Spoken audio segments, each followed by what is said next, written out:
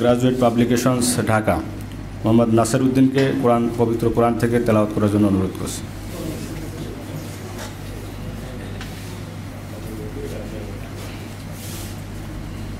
আসসালামু আলাইকুম ওয়া রাহমাতুল্লাহি ওয়া বারাকাতুহু।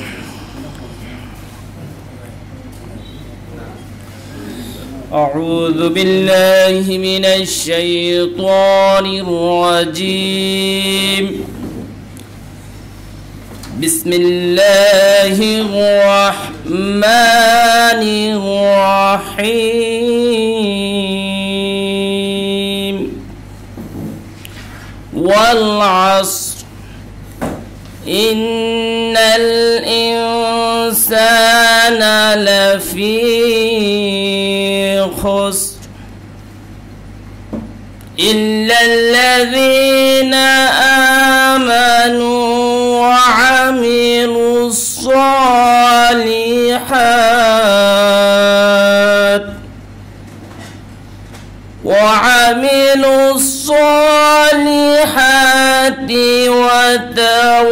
وتواصوا بالحق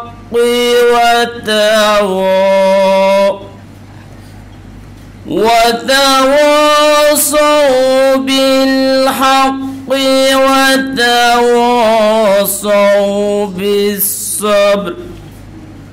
صدق الله العظيم.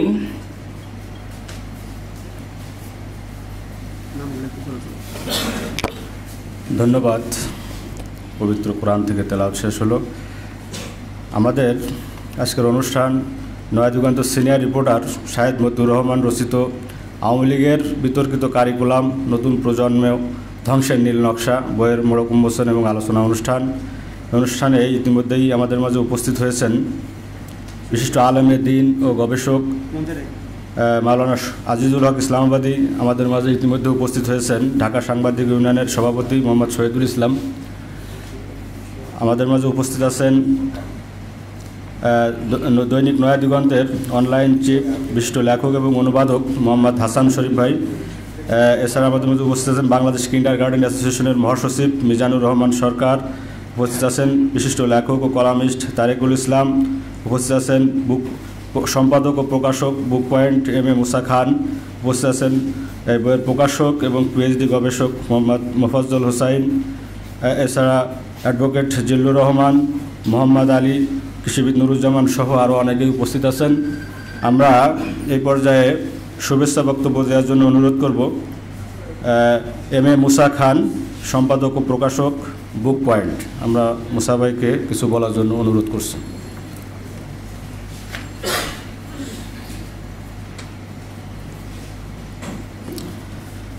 বিসমিল্লাহির রহমানির রহিম। আমি মুসা খান, সম্পাদক ও প্রকাশক বুক পয়েন্ট। তো যেহেতু সম্মানিত অতিথিবৃন্দ আছেন, আমি 1 মিনিট বক্তব্য শেষ করতে চাই এই বিষয়টা নিয়ে যে আমরা প্রকাশনা কাজ করতে যে বিষয়গুলো আমাদের নজরে আসে সেটা অনেক কথা, কিন্তু সংক্ষেপে এতটুকু বলতে চাই, দেশের পরিবর্তনের সাথে সাথে আমাদের যে সিলেবাসটাতে এনসিটিভি স্যারও আছেন এখানে, আমি যেটা পরিচয় পেলাম, তো আমাদের সাথে আপনাদের সম্পর্ক এবং হৃদ্যতা আরও বেশি হওয়ার দরকার। পাশাপাশি আদর্শ শিক্ষক ফেডারেশন সম্মানিত সভাপতি স্যার আছেন। বাংলাদেশে প্রায় 2000 পাবলিশার্স আছে। এর ভিতরে 1000 পাবলিশার শুধু সরকারের যে কারিকুলাম এনসিটিভির মাধ্যমে যে সিলেবাস তৈরি হয় এখানে কাজ করে। কেউ কেজি স্কুলের বই পাঠ্যর কাজ করে, কেউ অনার্স লেভেলের থেকে শুরু করে, মানে শিক্ষার অনেকভাবে, এবং 4.5 কোটি যে শিক্ষার্থীর কাজটাই পাবলিশাররাই করে। তাই আমি মনে করি পাবলিশারদের একটা চারণভূমি আছে বাংলা বাজার। অর্থাৎ আজকে সম্মানিত সাংবাদিকবৃন্দ সহ এই যে অতিথিবৃন্দ যারা আছেন, আমাদের বাংলা বাজারে যে নীরবে নিভূতে পুরন ঢাকায় অনেকেই পা রাখতে চান না, তো এখানে একটা বিশাল কর্মযজ্ঞ হয়। আপনাদের সবাইকে আহ্বান করছি, আমাদের যে একটা অ্যাসোসিয়েশন আছে বাংলাদেশ পুস্তক প্রকাশক বিক্রেতা সমিতি, এই সমিতিতে প্রায় 25,000 পুস্তক ব্যবসায়ী আছে। এর ভিতরে ঢাকাতেই আছে 2000 উপরে পুস্তক ব্যবসায়ী, এবং পাবলিশার তো বললাম আরও 2000। তা সব মিলে এই শিক্ষা খাতে কাজ করতে হলে প্রকাশকদের অবশ্যই তারা যে সারা দেশে একেবারে শিক্ষার্থী থেকে অভিভাবকদের পর্যায়ে যে কাজগুলো এবং যে অভিজ্ঞতা সঞ্চয় করে, যে পর্যালোচনাটা আসে, এই জিনিসটা আসলে সরকারের নলেজে থাকার দরকার বলে আমি মনে করি। এবং আজকে শাহেদ মতিউর ভাই এই যে কাজটা করছেন সাংবাদিক, বিতর্কিত শিক্ষা ব্যবস্থা বিগত সরকারের আমলের, আওয়ামী লীগ সরকারের আমলের, এই বইটা আমি নিজে 16টা আর্টিকেল আছে, আমি নিজে পড়ছি যখন নয়া দিগন্ত প্রচার হয়েছে। পাশাপাশি বইটা পাঠ্য করার প্রকাশনার ব্যাপারে যতদূর সম্ভব চেষ্টা করছি যাতে সুন্দরভাবে একটা প্রকাশনা হয়। তা আজকে সেই প্রকাশনা উৎসব আছে, আমি সবাইকে ধন্যবাদ জানাচ্ছি। এবং শাহেদ মতিউর রহমান ভাই জাতিকে চোখে আঙ্গুল দিয়ে আমি আশা করি সবাই পড়বেন। এবং বইয়ের পৃষ্ঠা নাম্বার উল্লেখ করা আছে, এখানে তথ্য দেওয়া আছে, অর্থাৎ এখানে তো কোনো রাষ্ট্রের বিরুদ্ধে বলা হয় না, সরকারের বিরুদ্ধে না, বরঞ্চ যেটা হয়েছে সেই সত্য কথাটা উনি তুলে ধরছেন। আমি মনে করি এনসিটিভি সম্মানিত স্যার আছেন প্রধান সম্পাদক, এই দেশের যে 34,000 মাধ্যমিক স্কুল আছে, এই স্কুলগুলোর বিষয়ে কথা বলতে প্রত্যেকটা হেডমাস্টার টেবিলের একটা বই থাকার দরকার। এবং সাংবাদিক ভাইদের প্রতি আহ্বান থাকবে যে আপনাদের লেখনির মাধ্যমে যে শিক্ষার পাতা সম্পাদক মণ্ডলী আছেন তারা যদি এটা একটা গ্রন্থ আলোচনা আনেন এবং এই দেশের অভিভাবকদের নলেজে যদি আসে এই বিষয়গুলো, তাহলে আমি মনে করি আগামী দিনে যারা রাষ্ট্র পরিচালনা করছেন এবং করবে এরাও সতর্ক হবে যে এদেশের অভিভাবক, এদেশের সাংবাদিক, এদেশের প্রধান শিক্ষক, এদেশের শিক্ষকবৃন্দ এই অনৈতিক শিক্ষা ব্যবস্থার ব্যাপারে তারা জোরালো ভূমিকা রাখতে সহায়ক হবে। তা আমরা পাবলিশার হিসেবে আমি যতটুকু সম্ভব এবং আরও প্রকাশক বন্ধুদের দিয়ে বাংলাদেশে 25,000 লাইব্রেরিতে আমরা এই বইটাকে কীভাবে পৌঁছাতে পারি, তাদের মাধ্যমে যে কীভাবে পাঠকদের কাছে যেতে পারে সে ব্যাপারে আমাদের চেষ্টা থাকবে। সবাইকে ধন্যবাদ জানিয়ে আমার কথা শেষ করছি। আসসালামু আলাইকুম রহমতুল্লাহ। ধন্যবাদ মুসা ভাইকে। আসলে এই রিপোর্টগুলো এমন সময় প্রকাশিত হয়েছে, একটা কঠিন সময়, আর এই রিপোর্টগুলোকে একত্রিত করার জন্য যিনি দায়িত্ব নিয়েছেন সেই প্রকাশক মোফাজ্জল হোসাইন ভাই, তিনি অবশ্যই একটি ধন্যবাদ পাওয়ার যোগ্য। এখন আমরা সেই মোফাজ্জল হোসেন ভাইকেই কিছু বলার জন্য অনুরোধ জানাচ্ছি।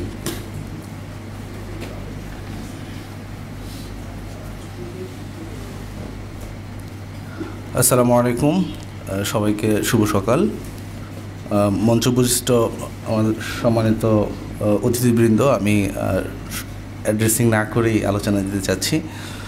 আজকে যারা এই মোড়ক উন্মোচন অনুষ্ঠানে উপস্থিত হয়েছেন সবাইকে অনেক বেশি আন্তরিক মোবারকবাদ এবং ধন্যবাদ জানাচ্ছি।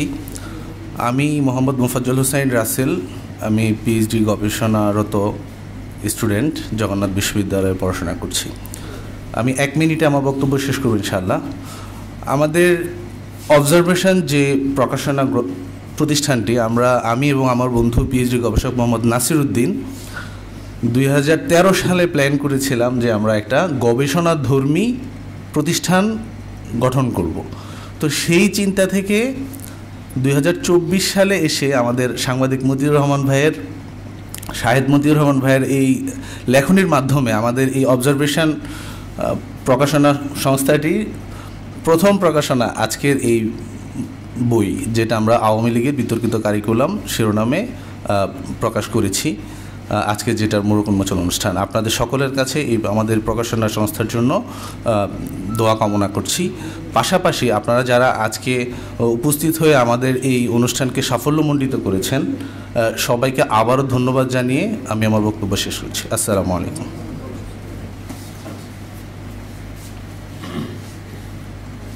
ধন্যবাদ মোফাজ্জল হোসেন ভাইকে। এ পর্যায়ে আমরা একজন শিক্ষকের বক্তব্য শুনব। অ্যাডভোকেট, একই সাথে উনি আইনজীবী, অ্যাডভোকেট জিল্লুর রহমান, সুমাইল উচ্চ বিদ্যালয় কলেজ, আশুলিয়া, ঢাকা। তাকে আমরা কিছু বলার জন্য অনুরোধ করছি।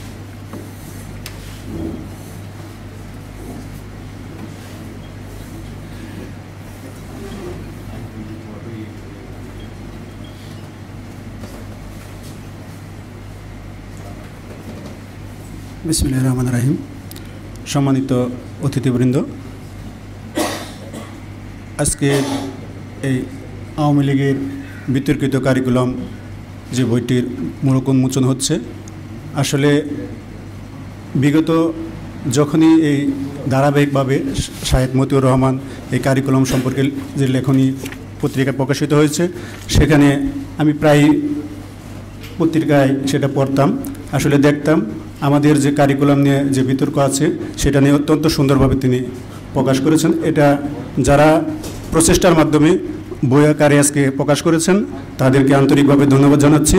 যেন এই বইটি আমাদের প্রত্যেক শিক্ষা প্রতিষ্ঠানে এটা পৌঁছে যায়, আমরাও চেষ্টা করব আপনাদের মাধ্যমে। এবং এই বইটির উত্তরোত্তর সাফল্য কামনা করছি করে আমি আমার বক্তব্য শেষ করছি। ধন্যবাদ সবাইকে।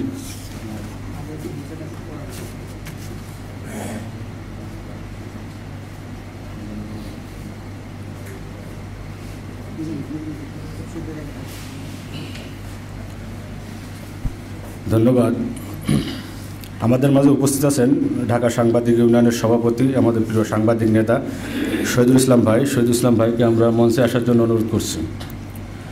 এ পর্যায়ে বক্তব্য রাখবেন বাংলাদেশ কিন্ডারগার্টেন অ্যাসোসিয়েশনের মহাসচিব মিজানুর রহমান সরকার। মিজান ভাইকে কিছু বলার জন্য অনুরোধ করছি।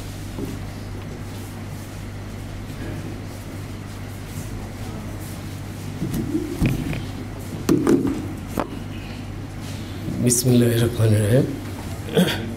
মঞ্চে উপস্থিত আজকের অনুষ্ঠানের সম্মানিত মুখ্য আলোচক প্রফেসর ডক্টর এম কুরবান আলী স্যার, উপস্থিত আছেন সম্মানিত অতিথিবৃন্দ, আজকের এই মোড়ক উন্মোচন অনুষ্ঠানের সম্মানিত অতিথি হিসাবে উপস্থিত সকলকে বাংলাদেশ কিন্ডারগার্টেন অ্যাসোসিয়েশনের পক্ষ থেকে আন্তরিক শুভেচ্ছা এবং অভিনন্দন জানাচ্ছি। শাহেদ মতিউর রহমান রচিত আওয়ামী লীগের বিতর্কিত কারিকুলাম বইয়ের এটা নয়াদিগন্ত পত্রিকায় ধারাবাহিকভাবে উনি 16টি থেকে 17টি ধারাবাহিক লেখনের মাধ্যমে তুলে ধরেছেন। আসলে স্বাধীনতার পর এই কারিকুলাম পরিবর্তন হয়েছে 7 বার এবং একাধিকবার মূল্যায়ন পদ্ধতিরও পরিবর্তন করা হয়েছে। বিগত সরকারের আমলে এই 16 বছরে 2 বার কারিকুলাম পরিবর্তন করা হয়। আমরা জানি যে কোভিড-19-এর পর শিক্ষা খাতে যে একটা শিক্ষণকালীন ঘাটতি হয়েছিল সেটা পূরণ না করেই সরকার 2023 সালে হঠাৎ করেই একদম সম্পূর্ণ পরিবর্তন করে একটা কারিকুলাম আমাদের উপর চাপিয়ে দেয়।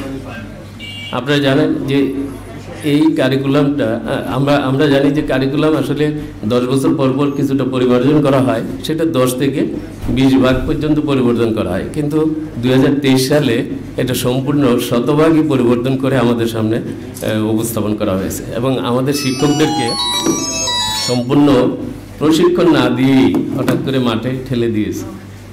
তারপরে যখন কারিকুলাম বাস্তবায়নের জন্য জানুয়ারি মাসে গিয়ে 5 দিনের একটা প্রশিক্ষণ দিয়ে আমাদেরকে এই পাঠদানের জন্য পাঠানো হয়। এই 5 দিনে আসলে প্রশিক্ষণে একটা কারিকুলাম বাস্তবায়ন করা সহজ নয়। এছাড়া যে বিতর্কিত বিষয়গুলো এখানে তুলে ধরা হয়েছে এগুলো শাহেদ মতিউর রহমান ভাই সুন্দরভাবে তার লেখনের মাধ্যমে তুলে ধরেছেন। আমরা বাস্তবে এগুলো আসলে শ্রেণীকক্ষে আমরা অনেক সময় সমস্যার সম্মুখীন হয়েছি, বিশেষ করে ধর্মীয় মূল্যবোধ বা পারিবারিক নৈতিকতা, এগুলা অনেক ক্ষেত্রেই আমাদের কাছে বা শিক্ষার্থীদের কাছে আমাদেরকে অনেক সময় মধ্যে বিতর্কিত অবস্থার মধ্যে পড়তে হয়েছে। বিশেষ করে শিক্ষার্থীদের সামনে আমাদের এই যে শারীরিক অনেক বিষয়গুলো যেগুলো লজ্জাস্কর আলোচনা ছিল আমরা এড়িয়ে যেতাম, সেই বিষয়গুলো ওপেন আলোচনা করতে হয়েছে। অনেক সময় অভিভাবকরা আমাদেরকে বলছে যে আপনারা এই ছোটো ছোটো ছেলেমেয়েদেরকে মানে বিভিন্ন বিষয়গুলোতে তাদেরকে ইষ্টপাকা হিসেবে তৈরি করে তুলছেন। তো অনেক কিছু আমাদেরকে ফেস করতে হয়েছে। আমরা শাহেদ মতিউর রহমান ভাই যে বিষয়গুলো তুলে ধরেছেন এগুলো আসলে উনি বইয়ের পৃষ্ঠাগুলো উল্লেখ করে এখানে তুলে ধরেছেন। আমরা আশা করব যে এই আমরা অ্যাসোসিয়েশনে আমাদের 42,000 শিক্ষা প্রতিষ্ঠান আছে, বেসরকারি প্রাথমিক বিদ্যালয়। আমরা আমাদের প্রতিষ্ঠানগুলোকে বলবো যে এই বইটা অন্ততকে সামনে নিয়ে অন্ততকে তারা একটু পড়ুক, তারাও বিষয়গুলো একটু জানুক। এবং এখানে আমাদের এনসিটিভির সম্পাদক সাহেব আছেন, 1 মাস আগে ওনাদের সাথে চেয়ারম্যান স্যারের সাথে আমার একটা বৈঠক হয়েছিল। আমরা ওই সময় ওনাদেরকে প্রস্তাব দিয়েছি যে সামনে যেন নতুন কারিকুলাম যেন আমাদের সামনে নৈতিকতাবোধ মূল্যবোধ সম্পন্ন বই আমাদেরকে সামনে উপহার দেওয়া হয়। তা আমরা আশা করব যে আগামী 2025 সালে যেন কারিকুলামটা আমাদের সামনে পাঠ্যসূচিগুলো যেন ওইভাবে তৈরি করা হয় যেখানে নৈতিকতাবোধ মূল্যবোধ থাকে। তো সবাইকে আজকের অনুষ্ঠানের সফলতা কামনা করে শাহেদ মতিউর রহমানের বইয়ের সফলতা কামনা করছি এবং প্রকাশক যারা আছেন তাদেরকেও শুভেচ্ছা জানাচ্ছি। উপস্থিত সম্মানিত সকলের সুস্বাস্থ্য দীর্ঘ কামনা করে আমার বক্তব্য এখানে শেষ করছি। আল্লাহ হাফেজ।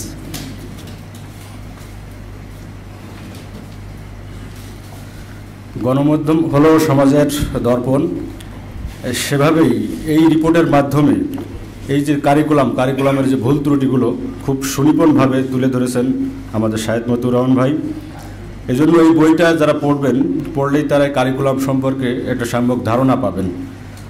তো আমরা এই পর্যায়ে বক্তব্য রাখার জন্য অনুরোধ করব বিশিষ্ট লেখক এবং অনুবাদক এবং দৈনিক নয়া দিগন্তের অনলাইন চিফ মোহাম্মদ হাসান শরীফ ভাইকে আমরা এই পর্যায়ে কিছু বলার জন্য অনুরোধ করছি।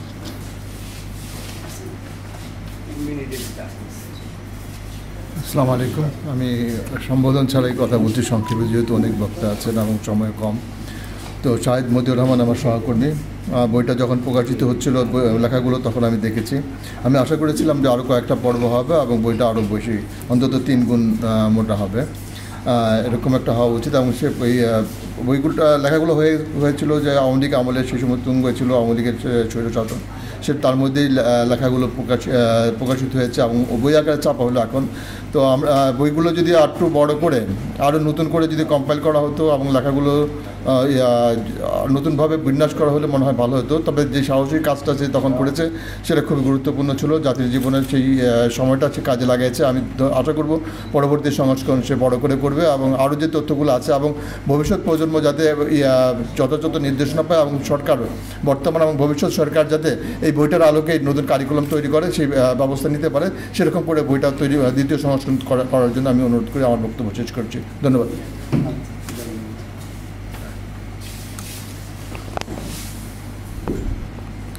বিগত সরকার যখন বারবার শিক্ষা কারিকুলাম নিয়ে বিতর্কিত বিভিন্ন বিষয় উপস্থাপন করেছে, তখন দেশের আলেম ওলামারা সবসময়ই তারা সোচ্চার ছিলেন, তারা প্রতিবাদ জানিয়েছেন।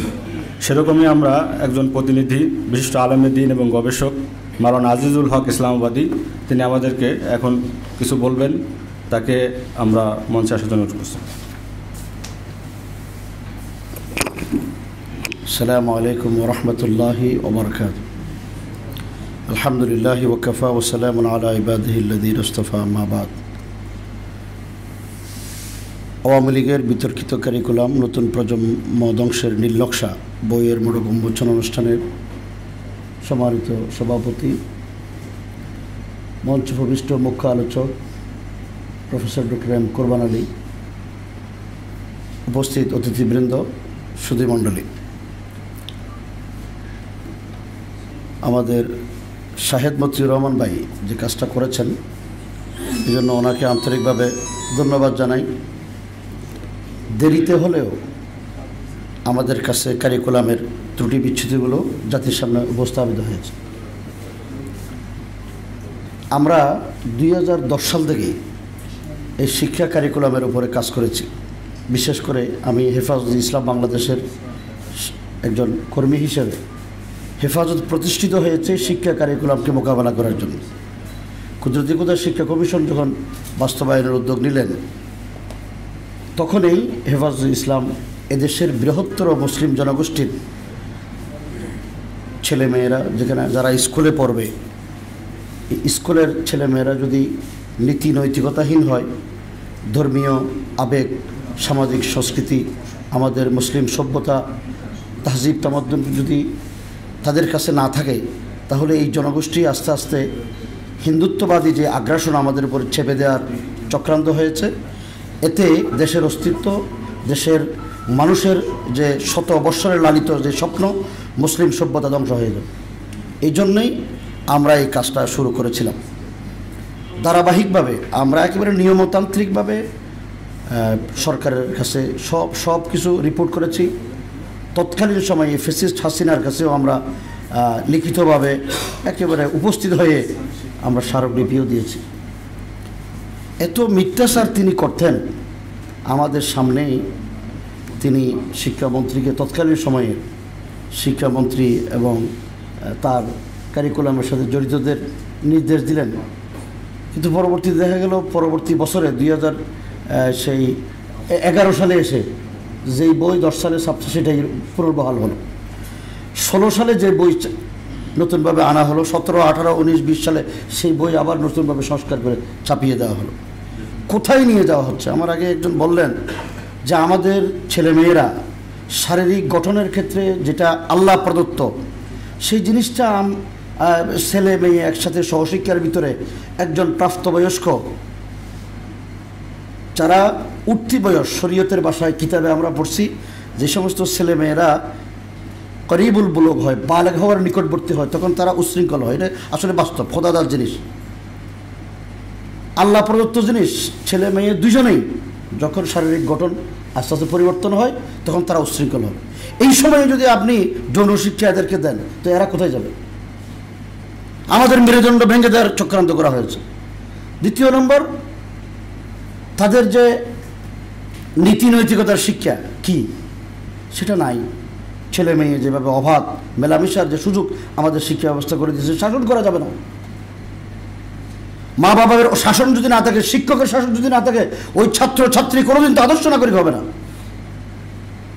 আমরা এখানে মুরব্বীরা আছেন, ওনারা কি শাসন, মা বাবা শিক্ষকদের শাসন পায়নি? শাসন পাওয়ার কারণেই তো আজকে জাতির নেতৃত্ব দিচ্ছেন শিক্ষিত জনগোষ্ঠী।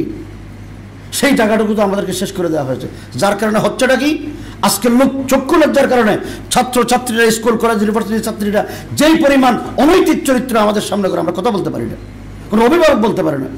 একজন বিশ্ববিদ্যালয়ের বিসি, চট্টগ্রাম বিশ্ববিদ্যালয়ের বিসি আমার আত্মীয়, তিনি বললেন যে বাবা যখন রাস্তা দিয়ে হাঁটি, ছেলে আমার ছাত্রছাত্রীরা যেই অনৈতিক কাজ করে আমাদের সামনে, আমরা চক্ষু লজ্জায় চোখ নিচের দিকে রাখি, তাদের দিকে তাকাই না। এটা হবে কেন? এই অবস্থান থেকে আমাদেরকে বের করে আনার জন্য বিগত সময়ে যা হয়েছে, এখান থেকে আমাদেরকে নতুন পথ নির্দেশনা তৈরি করতে হবে। এখানে শিক্ষিত আমাদের অভিভাবকরা আছেন, আপনাদের কাছে বিনীত আবেদন থাকবে যে যেই ধ্বংসের দ্বার প্রান্তে আমাদের শিক্ষা ব্যবস্থাকে নিয়ে যাওয়া হয়েছে, ওখান থেকে আমাদেরকে উত্তরণের পথ বের করতে হবে। শাহেদ মতিউর রহমান ভাই খুব সুন্দরভাবে এগুলি করেছেন। আমাদের কাছে আরও অনেক ডকুমেন্ট আমরা হেফাজুল ইসলামের যে শিক্ষা কারিকুলামের সাথে জড়িত যারা, তারা সংগ্রহ করে রেখেছেন।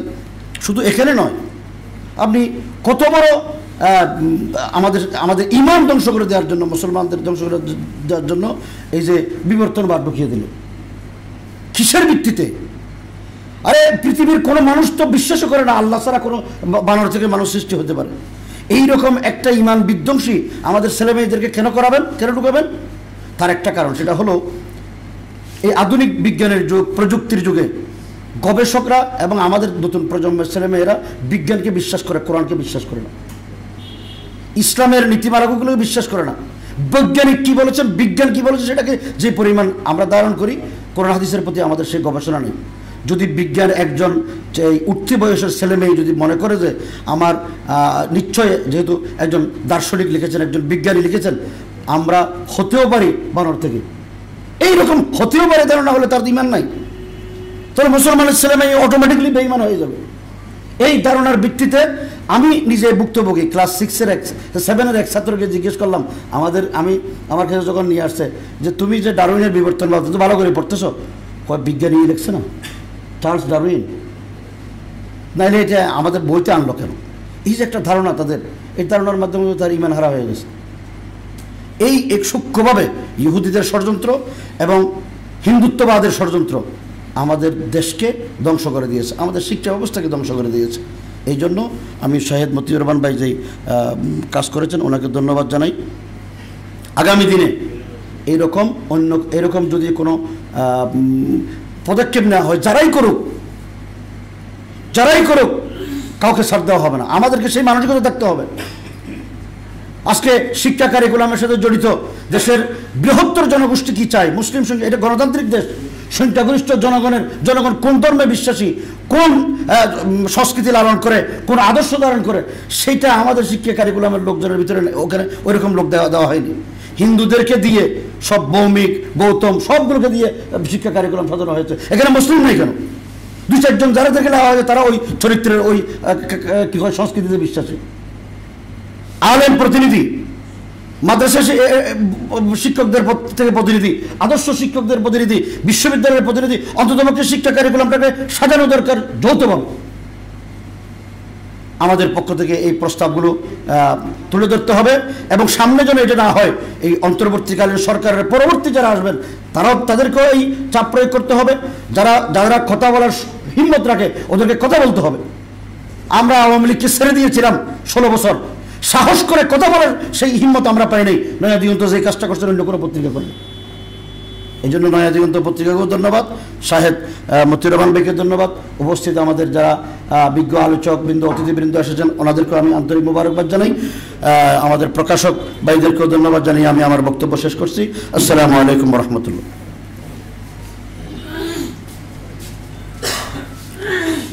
ধন্যবাদ আজিজুল হক ইসলামীবাদী ভাইকে। উনি সত্যিকার অর্থেই বলেছেন যে শিক্ষা কারিকুলামের মাধ্যমে জাতিকে পরিকল্পিতভাবে ধ্বংস করার প্রচেষ্টা চালানো হয়েছে আসলে। তো এই বিষয়গুলোই এই বইয়ে উঠে এসেছে।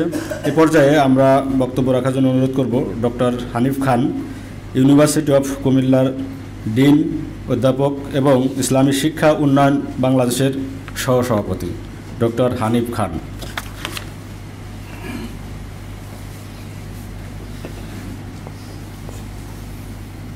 আসসালামু আলাইকুম ওয়া রাহমাতুল্লাহ। আমি জনাব এম.এ. মুসা খানের আমন্ত্রণ পেয়ে এখানে এসেছি। আমার আসার উদ্দেশ্য হলো যে শাহেদ মতিউর রহমান একজন খ্যাতিমান সাংবাদিক, তিনি পাঠ্যক্রম নিয়ে যেই লেখাটি লিখেছেন এবং যে বইয়ের মোড়ক উন্মোচন করছেন, এই শিক্ষা ব্যবস্থা নিয়ে আমরা ইসলামী শিক্ষা উন্নয়ন বাংলাদেশের পক্ষ থেকে যেই ভূমিকা রেখেছি, সেই ক্ষেত্রে আমি যদি আজকে এখানে কথা না বলি তাহলে এই অনুষ্ঠানটির পূর্ণতা পাবে না। এজন্যই আজকে আমি এখানে উপস্থিত হয়েছি। সম্মানিত সুধীমণ্ডলী, আমাদের দিকপাল, যিনি শুধু আমাদের দেশের নয় সারা পৃথিবীতে একজন খ্যাতিমান সাংবাদিক, শুধু সাংবাদিক বললে কম করে বলা হবে, তিনি বাংলাদেশের একজন ব্র্যান্ড। ডক্টর ইউনূস যেমন সারা পৃথিবীতে বাংলাদেশকে তুলে ধরেন, জনাব ডক্টর মাহমুদুর রহমান তিনিও বাংলাদেশকে সারা পৃথিবীতে তুলে ধরেন। আমরা চাই ঘরে ঘরে আমাদের ডক্টর মাহমুদুর রহমান তৈরি হোক। শাহেদ মতিউর রহমান তিনি আওয়ামী লীগের বিতর্কিত কারিকুলাম বলেছেন। উনি অত্যন্ত সফট ল্যাঙ্গুয়েজ ব্যবহার করেছেন।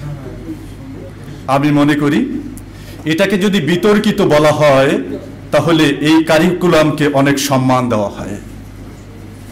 এটাকে যদি আবর্জনা কারিকুলাম বলা হয় তাহলেও এটি যথেষ্ট নয়, কারণ আবর্জনা দিয়েও কম্পোস্ট সার তৈরি করা যায়। আওয়ামী লীগ বিগত 16 বছরে এই জাতির কোমলমতি শিক্ষার্থীদেরকে ধ্বংস করার জন্য পাঠ্যপুস্তকের মাধ্যমে যেই কারিকুলাম দিয়েছে, সেই কারিকুলামের মাধ্যমে আদর্শ মানুষ গড়ে ওঠা তো দূরের কথা, এই কারিকুলাম দিয়ে চোর, ডাকাত, সন্ত্রাসী, লুণ্ঠনকারী গড়ে ওঠার কারিকুলাম দিয়েছে। এবং এই জাতিকে ধ্বংস করার জন্য 2 জন শিক্ষামন্ত্রী, দীপুমণি প্রথম এই কারিকুলামকে ধ্বংস করেছে। তার আগের শিক্ষামন্ত্রী, যিনি প্রকাশ্য সভায় বলেছেন ঘুষ খাবেন, আমিও খাই, সহনশীল মাত্রায় খাবেন, যেই দেশের শিক্ষামন্ত্রী এই শিক্ষার কথা বলতে পারে, সেই শিক্ষামন্ত্রীর কাছ থেকে আমরা কি শিক্ষা আশা করতে পারি? আমাদের পাঠ্যপুস্তকে বানর থেকে মানব সন্তানের সৃষ্টি এই তথ্য দেওয়া হয়েছিল। 2022 সালের এসএসসি পরীক্ষা থেকে ইসলাম শিক্ষাকে সম্পূর্ণরূপে বাদ দিয়ে পরীক্ষা অনুষ্ঠান করা হয়েছে। ইসলাম শিক্ষা বিষয়ের সকল কলেজে শিক্ষক নিয়োগ বন্ধ করে দেওয়া হয়েছিল। নতুন করে ইসলাম শিক্ষা ডিপার্টমেন্ট খোলা বন্ধ করে দেওয়া হয়েছিল। আমরা তার তীব্র প্রতিবাদ জানিয়েছিলাম। আমরা জাতীয় প্রেস ক্লাব সহ সারা বাংলাদেশে ধর্ম শিক্ষা পাবলিক পরীক্ষায় পুনর্বহালের জন্য আমরা দুর্বার আন্দোলন গড়ে তুলেছিলাম, যার কারণে হাসিনার ফ্যাসিস্ট সরকার বাধ্য হয়েছিল 2023 সাল থেকে ধর্ম শিক্ষা পাবলিক পরীক্ষায় বহাল করতে। হাসিনার সরকার বাধ্য হয়েছিল পাঠ্যপুস্তক থেকে সার্কুলার দিয়ে এই বানর তত্ত্বকে বাতিল করতে। সম্মানিত সুধী মণ্ডলী, ছাত্র জনতার গণ অভ্যুত্থানের নতুন বাংলাদেশে শেখ হাসিনার প্রবর্তিত সকল শিক্ষা কারিকুলাম বঙ্গোপসাগরে ফেলে দিতে হবে। নতুন করে ছাত্র জনতার চেতনার ভিত্তিতে, এদেশের সংখ্যাগরিষ্ঠত মুসলমানের চেতনার ভিত্তিতে আমাদের শিক্ষা কারিকুলামকে নতুন করে গড়ে তুলতে হবে। রানী এলিজাবেথ নিউ স্কিম মাদ্রাসা প্রতিষ্ঠার মাধ্যমে, লাখেরাজ সম্পত্তি বাজেয়াপ্তের মাধ্যমে, ক্রানি তৈরির শিক্ষা কারিকুলামের মাধ্যমে আমাদের শিক্ষা ব্যবস্থায় যে মূল কুঠারাঘাত করেছিল, সেখান থেকে আজও আমরা বের হয়ে আসতে পারিনি। এখন আমাদের সময় এসছে, আমাদেরকে বের হয়ে আসতে হবে। এখানে শিক্ষক নেতৃবৃন্দ রয়েছেন, এখানে শিক্ষাবিদগণ রয়েছেন, এখানে জাতীয় নেতৃবৃন্দ রয়েছেন। আমরা অন্তর্বর্তীকালীন সরকারকে আজকের এই অনুষ্ঠান থেকে আহ্বান জানাতে চাই, আপনারা যদি আবার সেই দীপমণি মার্কা শিক্ষা জাতির কাছে উপস্থাপন করেন, তাহলে আপনাদেরকে আমরা সতর্ক করতে চাই, শেখ হাসিনার এরকম শিক্ষা কারিকুলাম এই জাতি প্রত্যাখ্যান করেছে। শেখ হাসিনার মতো জগদ্দল পাথরের সামনে, এই স্বৈরাচারের সামনে, এই ফ্যাসিস্টের সামনে যেখানে আমরা আওয়াজ তুলতে পেরেছিলাম, এদেশের ছাত্র জনতা তাদের আকাঙ্ক্ষার কারিকুলাম যদি থ্রো করা না হয়, তাহলে তারা আরো দুর্বার গতিতে আওয়াজ তুলবে। আমরা চাই আমাদের কারিকুলাম প্রবর্তিত হোক মুসলিম জনতার, ছাত্র জনতার চিন্তা চেতনা আশা আকাঙ্ক্ষার ভিত্তিতে। সম্মানিত সুধী মণ্ডলী, আমরা বিদগ্ধ জনের কথা শুনব। আজকে এই অনুষ্ঠানে আমাকে অংশগ্রহণের সুযোগ করে দেওয়ার জন্য আয়োজকদেরকে আন্তরিক অভিনন্দন জানাচ্ছি। আসসালামু আলাইকুম ওয়া রাহমাতুল্লাহ।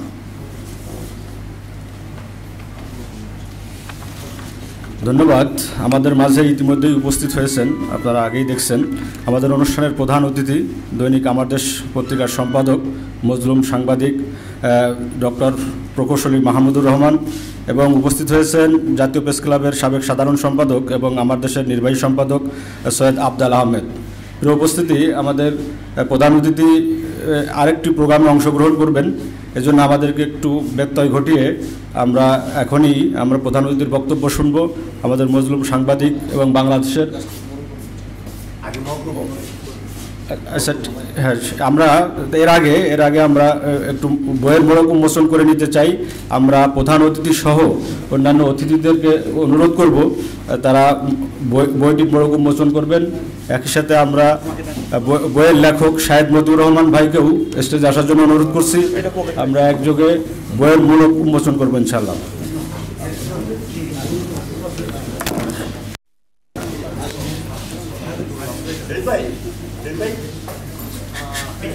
আওয়ামী লীগের বিতর্কিত কারিকুলাম, নতুন প্রজন্ম ধ্বংসের নীল নকশা, বইয়ের মোড়ক উন্মোচন চলছে। আজকের অনুষ্ঠানের প্রধান অতিথি দৈনিক আমাদের সম্পাদক ডক্টর প্রকৌশলী মাহমুদুর রহমান এবং অন্যান্য অতিথিবৃন্দ বইটির মোড়ক উন্মোচন করছেন। আমরা সবাইকে ধন্যবাদ জানাচ্ছি বইয়ের মোড়ক উন্মোচন অনুষ্ঠানে অংশগ্রহণ করার জন্য।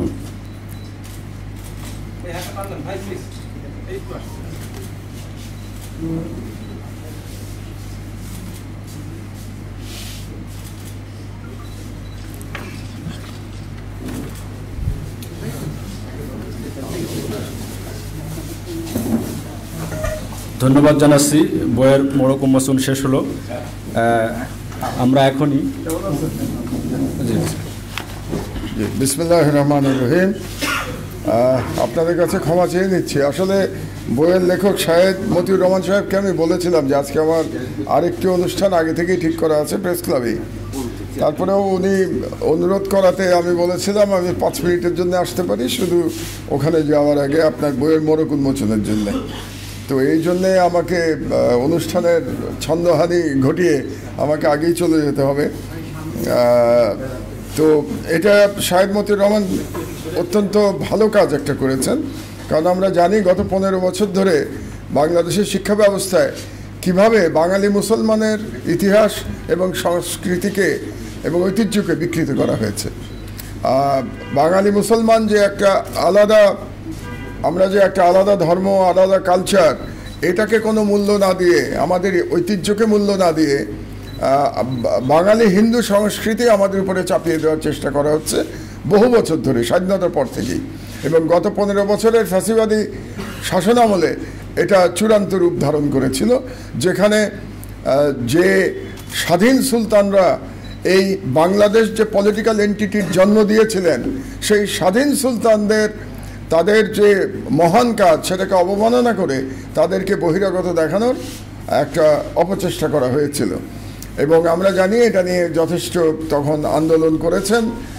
ওই অবস্থার মধ্যে বুদ্ধিজীবী, একাডেমিশিয়ান তারা যথেষ্ট আন্দোলন করেছেন, সোশ্যাল মিডিয়াতে আন্দোলন হয়েছে, তারপরে তারা কিছু পরিমার্জন করেছে।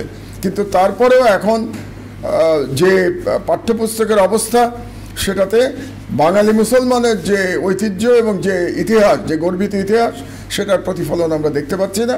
কাজেই এখন সেই পুস্তকগুলোকে আমাদেরকে পরিমার্জন করতে হবে, এডিটিং করতে হবে, নতুন করে লিখতে হবে। তো আমাদের ওইটাই প্রত্যাশা থাকবে এবং আমাদের প্রচেষ্টা তাই থাকবে। তো সেই প্রচেষ্টায় আমি মনে করি শাহেদ মতিউর রহমান সাহেবের এই কাজটি একটি গুরুত্বপূর্ণ কাজ হবে বলেই আমি আশা করছি, এবং এই ধরনের কাজে আরও অন্যরা এগিয়ে আসবেন সেই প্রত্যাশা ব্যক্ত করে আপনাদের কাছে আবারও ক্ষমা চেয়ে আমার বক্তব্য শেষ করছি। আল্লাহ হাফেজ এবং শাহেদ মতিউর রহমান সাহেবকে অভিনন্দন। ধন্যবাদ।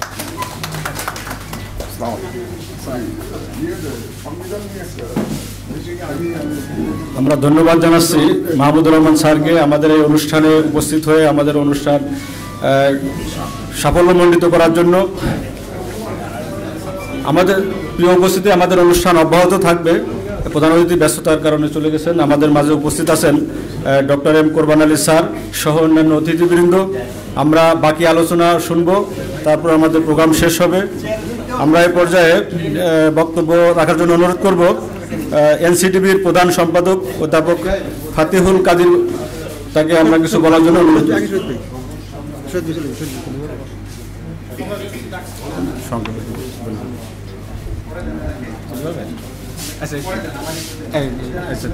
ঠিক আছে, শহীদ ভাইয়ের একটু ব্যস্ততা আছে। ঢাকা সাংবাদিক ইউনিয়নের সভাপতি মোহাম্মদ শহীদুল ইসলাম, উনি এ পর্যায়ে বক্তব্য রাখবেন।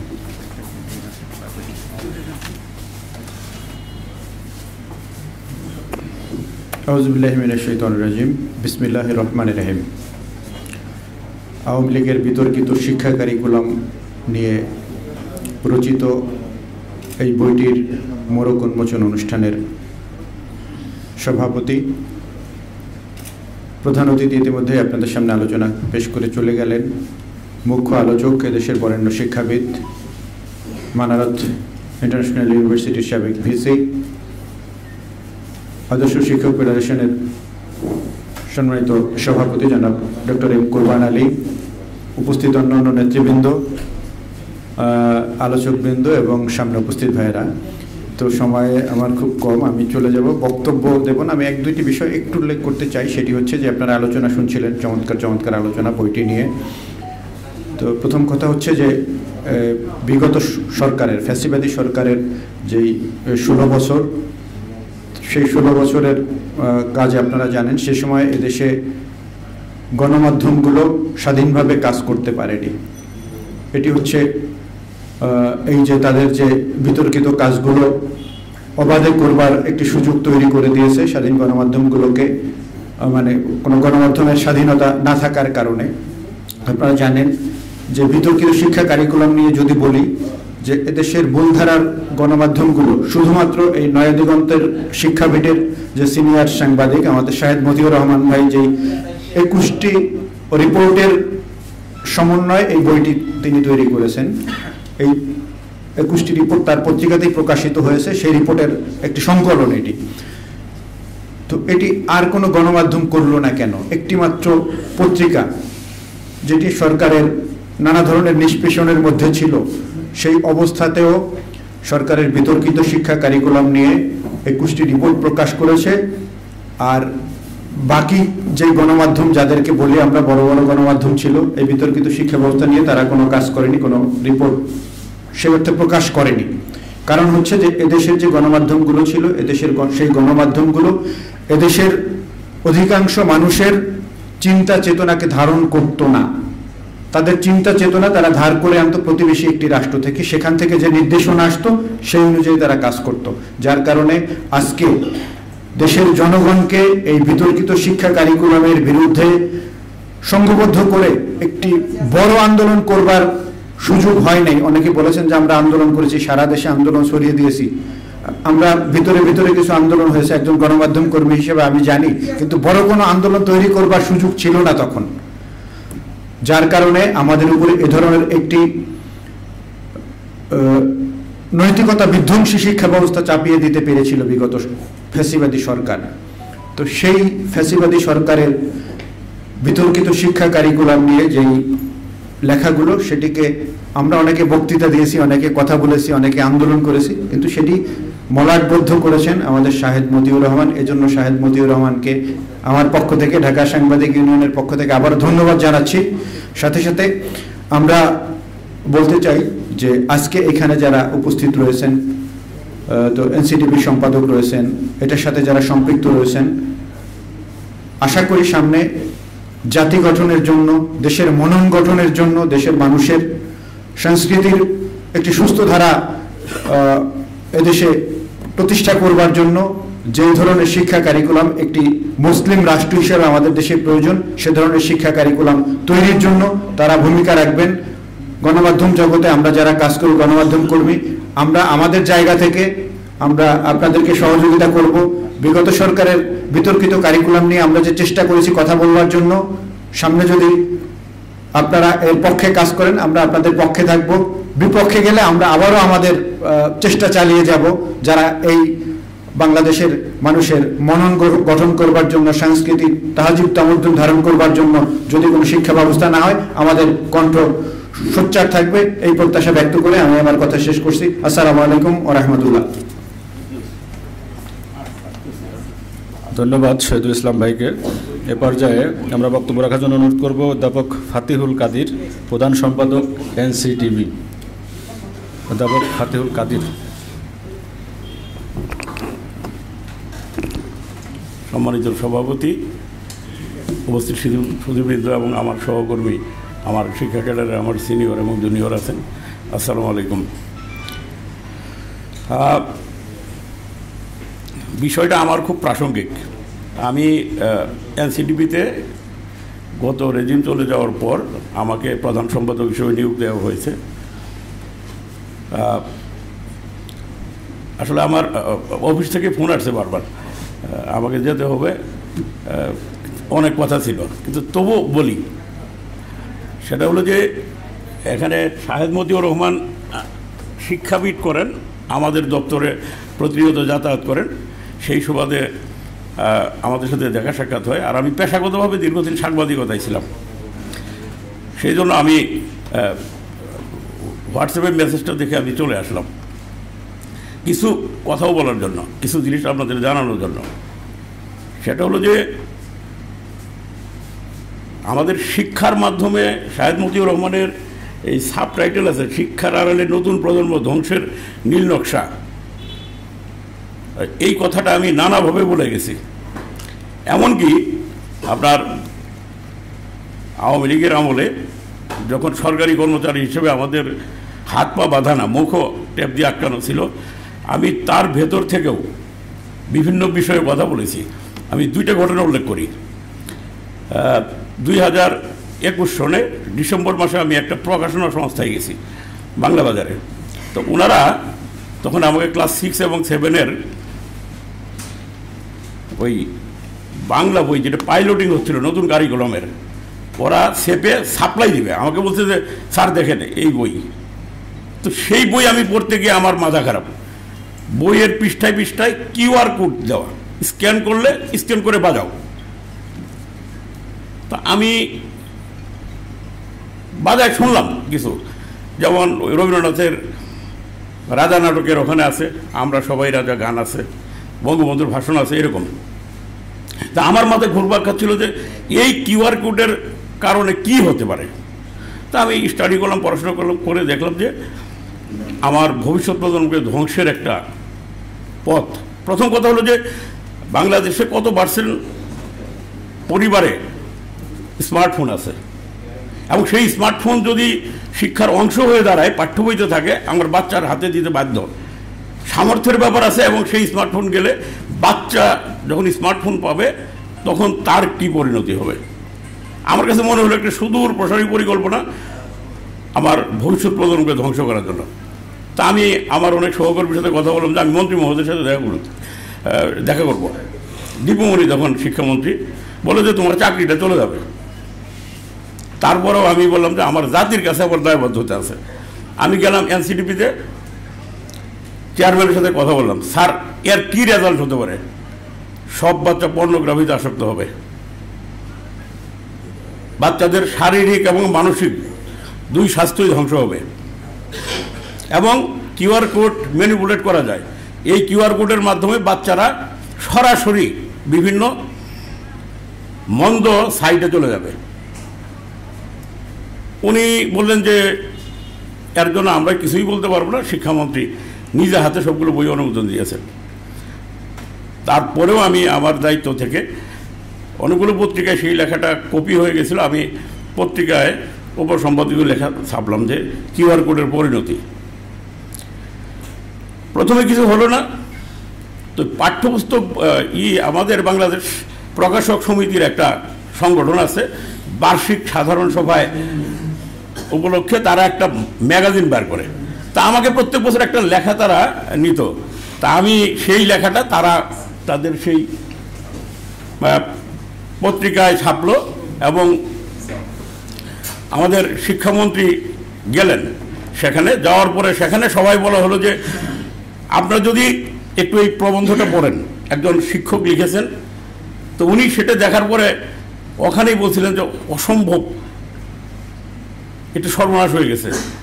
পরবর্তীতে এই কিউআর কোড পাঠ্য বই থেকে উঠায় নেওয়া হয়, আমার চাকরিটা যায় নাই।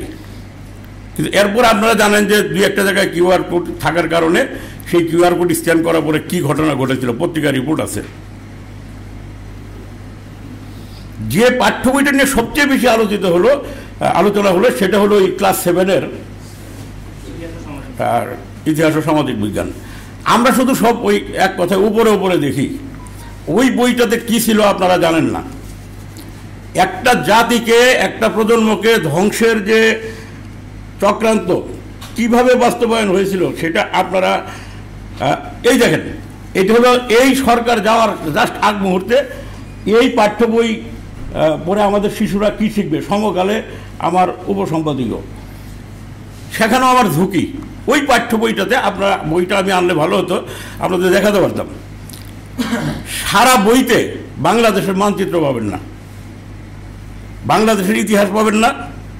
বাংলাদেশকে বারবার উল্লেখ করা হচ্ছিল ওই বইতে, একেবারে রয়্যাল এজেন্ট দিয়ে বইটা লেখা। এবং বাংলাদেশের মুক্তিযুদ্ধ নিয়ে আমাদের একটা বয়ান আছে, এবং ভারতের একটা বয়ান আছে। ওই বইটা, ওই বয়ানটা লেখা আছে, এবং সারা বইতে একটা বানান শুদ্ধ করা হয় নাই, বাক্য শুদ্ধ করা হয় নাই। যত মুসলিম নাম আছে সব বিকৃত। আমরা শুধু লাভালাভি করলাম কি নিয়ে, শরীফার গল্প নিয়ে। কিন্তু বইটার যে প্রকৃতপক্ষে জাতিকে ধ্বংস করার একটা নীল নকশা, সেটা কেউ দেখলো না। আমি 29শে জুলাই যখন সরকার যায়, সেই বইতে সেইটা নিয়ে আমি লিখলাম, এবং সেখানে এই কথাটা আকার ইঙ্গিতে উল্লেখ আছে, এই বইটা বিদেশিদের দ্বারা লেখা। চোর যখন চুরি করে কোনো না কোনো প্রমাণ রেখে যায়, ওই বইতে আমি ওই লেখার মধ্যে আছে এই বইটা বাইরের কারো দ্বারা তৈরি। তার প্রমাণ হলো একটা বাক্য আছে, সেটা হলো আপনার বিক্রমপুর, প্রাচীন জনপদের একটা রাজধানী বাংলার। সেটার বর্ণনা দিতে গিয়ে লেখক বলছেন যে এই রাজধানীটি, বাক্যটা এরকম, এই রাজধানীটি বর্তমানে বাংলাদেশের মুন্সিগঞ্জ জেলায় অবস্থিত। আপনারা খেয়াল করেন এই বাক্যের মধ্যে কি আছে। কোনো বাংলাদেশি লেখক লিখলে বাংলাদেশের কথা লিখবে না, একমাত্র বিদেশি কেউ যদি লেখে তাহলে এই কথাটা লিখবে। ওই বাক্যটা প্রমাণ যে এই বইটা অন্যদের দ্বারা লেখা। এই বইতে বারবার উল্লেখ করা হচ্ছে, সারা বইতে বললাম বাংলাদেশের মানচিত্র নাই, ভৌগোলিক মানচিত্র নাই। সেখানে বলা হচ্ছে যে আপনার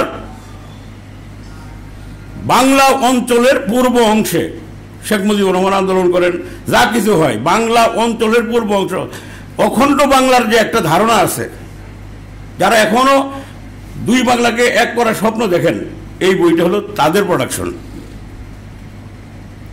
বাংলা অঞ্চলের পূর্ব অংশ মানে বাংলাদেশের একটা মার্জিনাল জায়গা, খণ্ডিত বিখণ্ডিত একটা জায়গা। এই বইতে আছে, পাঠ্য বইতে, আপনারা বইটা জোগাড় করে দেখতে পারেন। সেই বইয়ে আপনার মুসলিম একটা জায়গায় লেখা আছে বঙ্গবন্ধুর আন্দোলন। খেয়াল করবেন কত বড় সুদূর প্রসারী একটা শব্দ। বলছেন যে তিনি পাকিস্তানের মুসলিম শাসকদের, খেয়াল করেন বাক্যটা কি, পাকিস্তানের মুসলমান শাসকদের অন্যায় অত্যাচার নিপীড়নের বিরুদ্ধে লড়াই করেন। পাকিস্তান রাষ্ট্র গঠিত হলো দ্বিজাতি তত্ত্বের ভিত্তিতে। 1947 সালের পরে বাংলা বিভক্ত হয়ে একটা পূর্ব পাকিস্তান আর একটা পশ্চিমবঙ্গ। এই দেশটা শাসন মুসলমানরাই তো করবে, কারণ রাষ্ট্রটাই তো মুসলমানের। ওখানে উদ্দেশ্যমূলকভাবে মুসলমান বলে ইসলামকে ছোট করা হচ্ছে, যে মুসলমানরা যদি নিপীড়ক হয়, দুর্বৃত্ত হয় শাসকরা, তাহলে ইসলাম ধর্মেরই তো দায় আছে। মুসলমান শাসকদের বাংলাদেশের শাসক তাহলে কে হবেন? পূর্ব পাকিস্তানের শাসক তাহলে কে হবেন? তাহলে অন্য ধর্মের হবেন? ওই একটা শব্দ দিয়ে ইসলাম এবং মুসলমানদের পরিকল্পিতভাবে কালার করা হয়েছে। আমরা আমাদের যারা অ্যাক্টিভিস্ট, যারা আন্দোলন, তারা বই পড়ে ভিতরে ঢুকে দেখেন নাই, শুধু শরীফার গোল বই দেখেছেন। আমাদের হাতে সুযোগ এসছে, আমাদের ছেলেমেয়েরা আমাদের দায়িত্ব দিয়েছেন জীবন দিয়ে। আরেকটা মুক্তিযুদ্ধ করে সংগ্রাম করে আমরা নতুন কিছু মানুষ এনসিডিবিতে যুক্ত হয়েছি। আমাকে অনেকবার এনসিডিবির কমপক্ষে ওই এক ফরহাদ সাহেব উনি বলছিলেন, আমি যখন গেলাম, আমরা তো এইভাবে ভাবিনি, আরে আপনি তো অসাধারণভাবে ভাবেন, আপনি কি এনসিডিবিতে আসবেন? কিন্তু হয় নাই। আরও কয়েকজন বলছিল তোমাকে এনসিডিবিতে খুব দরকার, হয় নাই। কিন্তু এই বিপ্লবের পরে আমাকে এনসিডিবিতে যাওয়ার সুযোগ হয়েছে। আপনারা দোয়া করবেন যে আমরা যারা আছি, আপনাদের একটা কারিকুলাম তো একটা ছকের মধ্য দিয়ে চলে, সবাইকে অ্যাকোমোডেট করা সম্ভব হবে না, কিন্তু বাংলাদেশের মানুষের যে আকাঙ্ক্ষা, বাংলাদেশের মানুষের যে মন, যে ধর্মীয় মূল্যবোধ, সামাজিক মূল্যবোধ, সেগুলো থাকবে ইনশাল্লাহ আগামী কারিকুলামে। এবার যে বইটা যাচ্ছে সেটা তাৎক্ষণিকভাবে আমরা কিছুটা আবর্জনা মুক্ত করে 2025 সালে দেওয়ার চেষ্টা চলছে। আমরা কোনো ছুটি ছাড়া নেই না, সকালে যাই, রাত 11টায়। আজকে শনিবার, আমার চেয়ারম্যান বসে আছেন, আমাকে ডাকছেন বারবার, তা আমরা কাজ করছি। আমরা সব পক্ষের মতামত নিচ্ছিও, তার আলোকে আগামীতে কার্যক্রম তৈরি হবে, যদি আমাদের সব কিছু ঠিকঠাক থাকে। আপনারা আস্থা রাখেন। অর্থের অপচয় হয়েছে তো বটেই, কিন্তু আমাদের মেধার অপচয় হয়েছে, মেধা শূন্য করা হয়েছে, এবং মেধাকে বিকৃত পথে পরিচালিত করার একটা সুদূর প্রসারী পরিকল্পনা ছিল। আল্লাহ আমাদের সেই অপচেষ্টা থেকে রক্ষা করেছেন। আমাদের সামনে সুযোগ এসছে, আমাদের সামনে একটা সুন্দর ভবিষ্যৎ নির্মাণের, শিক্ষার মাধ্যমে সুন্দর বাংলাদেশ তৈরি। আপনারা দোয়া করবেন আমরা যেন সেই চেষ্টায় সফল হতে পারি। আপনারা কিছু মনে না করলে আমার খুব জরুরি একটা কাজ চলছে, আমি যাব। আপনারা দোয়া করবেন, সবাই ভালো থাকবেন। আর যারা এর সাথে কাজ করেন, সময় পেলে আমাদের প্রতিষ্ঠান খুব কাছে মতিঝিলে, আপনারা আসবেন। আপনাদের সবাইকে আবারও ধন্যবাদ এবং কৃতজ্ঞতা জানাই। আপনার স্যার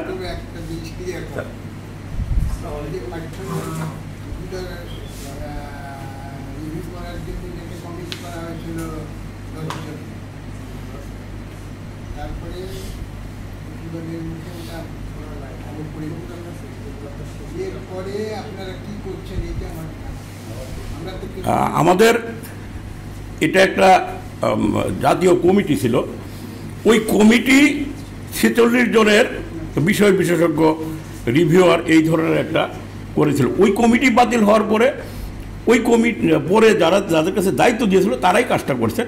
আমরা দেখভাল করছি যে আমাদের ওই যে পরিবর্তনের যে আকাঙ্ক্ষাটা যাতে বাস্তবায়ন হয় সেটা আছে। তারপরেও কিছু বিষয়ে আপত্তি করার যথেষ্ট বিষয় আছে, থাকবেই। কিন্তু একেবারেই যে বিপদগামিতা ছিল আপনার আস্থা রাখতে পারেন স্যার, সেই জায়গা থেকে আমরা সরে এসেছি। এবং ইতিহাসের যে সেন্সিটিভ ইস্যুগুলো আছে, ব্যক্তি বন্দনা আছে, ব্যক্তি তোষণ আছে, ফেনিয়ে কথা বলা, এগুলো স্যার আমরা বাদ দিয়েছি। ইতিহাসে কিছু কিছু মানুষকে ফিরিয়ে আনা হয়েছে, যারা অনাকাঙ্ক্ষিতভাবে যারা বাদ পড়েছিল, বাদ দেওয়া হয়েছিল, সেগুলো রিপেয়ার করা হয়েছে, সংস্কার করা হয়েছে। আগামীতে বড় ধরনের কাজ হবে, আশা করি তখন সবার আকাঙ্ক্ষা পূরণ হবে। এখন দুই একটা বিষয়ে কারো কথা বলার সুযোগ তো থাকবেই, তারপরেও একটা মোটামুটি জায়গায় দাঁড়িয়ে গেছে স্যার। হ্যাঁ হ্যাঁ, ওইটা বাতিল করা হয়েছে, ওরা আর কাজ করছেন না, ওই বাতিল করা। আর নতুন করে কমিটি হয় নাই স্যার, কমিটি আর হয় নাই স্যার। তো আপনারা ভালো থাকবেন, আমাদের জন্য দোয়া করবেন, আমাদের জন্য শরীরটা ঠিক থাকে। অত্যাচার যাচ্ছে শরীরের ওপর, ইনশাল্লাহ আমরা কাজ করব। আমার ভবিষ্যৎ প্রজন্মকে একটা সুন্দর ভবিষ্যতের স্বপ্ন দেখাতে পারি শিক্ষার মাধ্যমে। জি, আমি শেষ করি। জি, সবাই ভালো থাকবেন। আসসালামু আলাইকুম।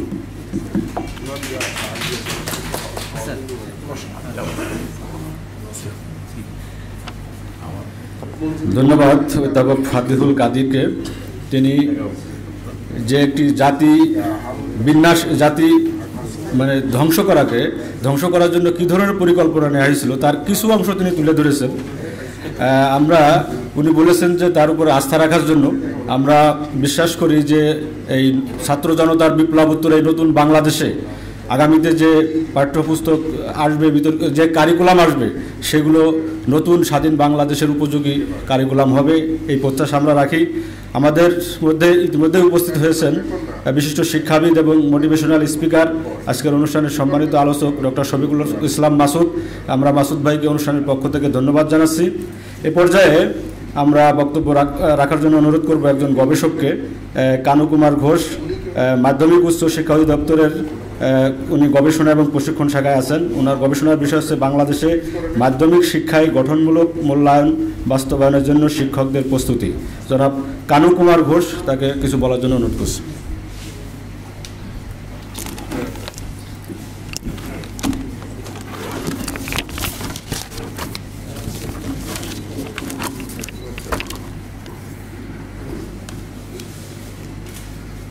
আসসালামু আলাইকুম।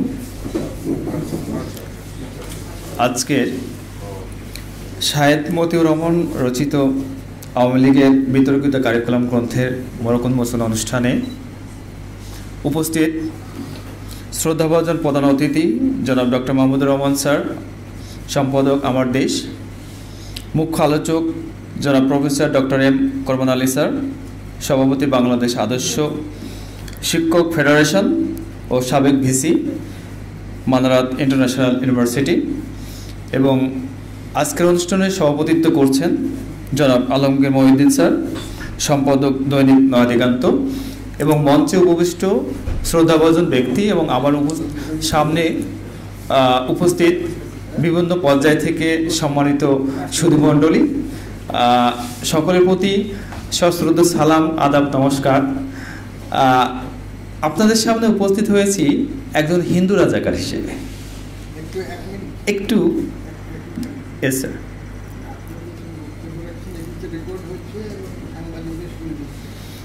আমার পরিচয় দিতে গিয়ে একটু গন্ডগোল হচ্ছে।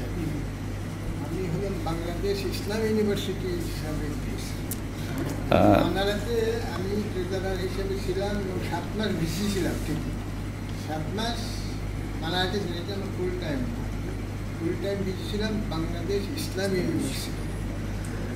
ঠিক আছে, এটা আপনারা বলতেছেন তো ওরা রেকর্ড করে ওইটাই পোশাক। আমরা আন্তরিকভাবে দুঃখিত স্যার, ধন্যবাদ স্যার। আমি একটু ব্যাকগ্রাউন্ডে কথা বলবো।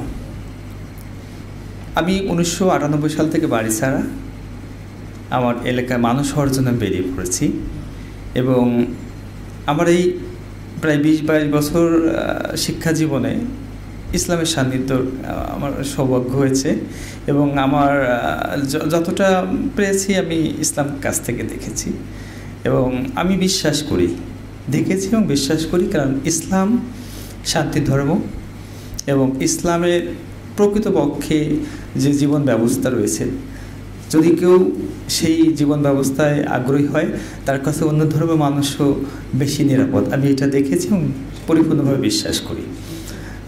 আজকের আলোচনার সাথে আমার সম্পৃক্ততার যে বিষয়টা আমি একটু কথা বলছি, সেটা হলো একটা জাতির মেরুদণ্ড হিসেবে শিক্ষাকে পরিগণিত করা হয় এবং ভবিষ্যৎ প্রজন্ম যে বিনির্মাণে শিক্ষার অগ্রণী ভূমিকা রয়েছে।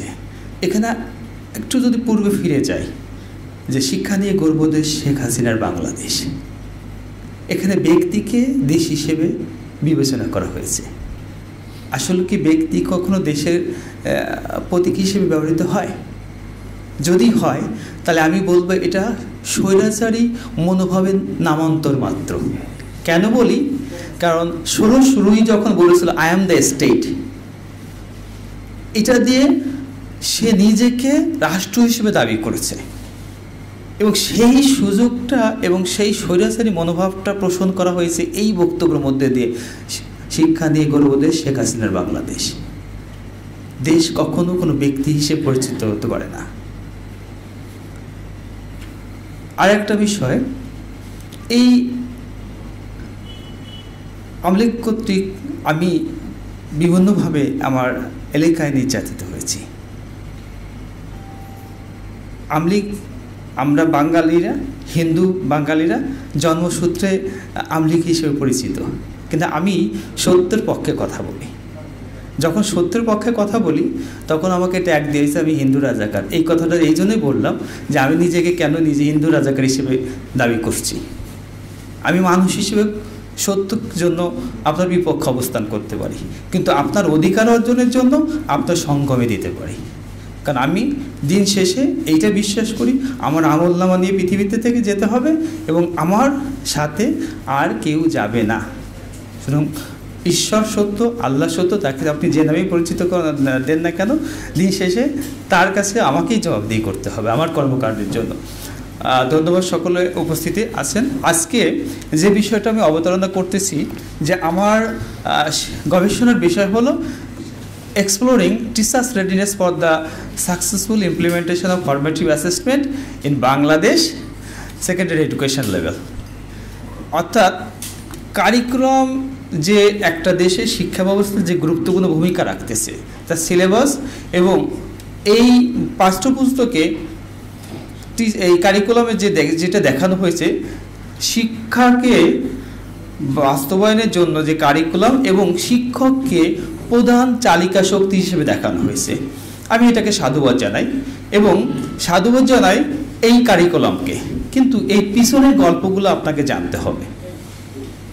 যাদের মাধ্যমে শিক্ষা এই ফরমেটিভ অ্যাসেসমেন্ট বা গঠনমূলক কার্যক্রম পরিচালিত হবে, তারা হচ্ছে ফ্রন্ট ফাইটার হিসেবে পরিগণিত আমার শিক্ষক।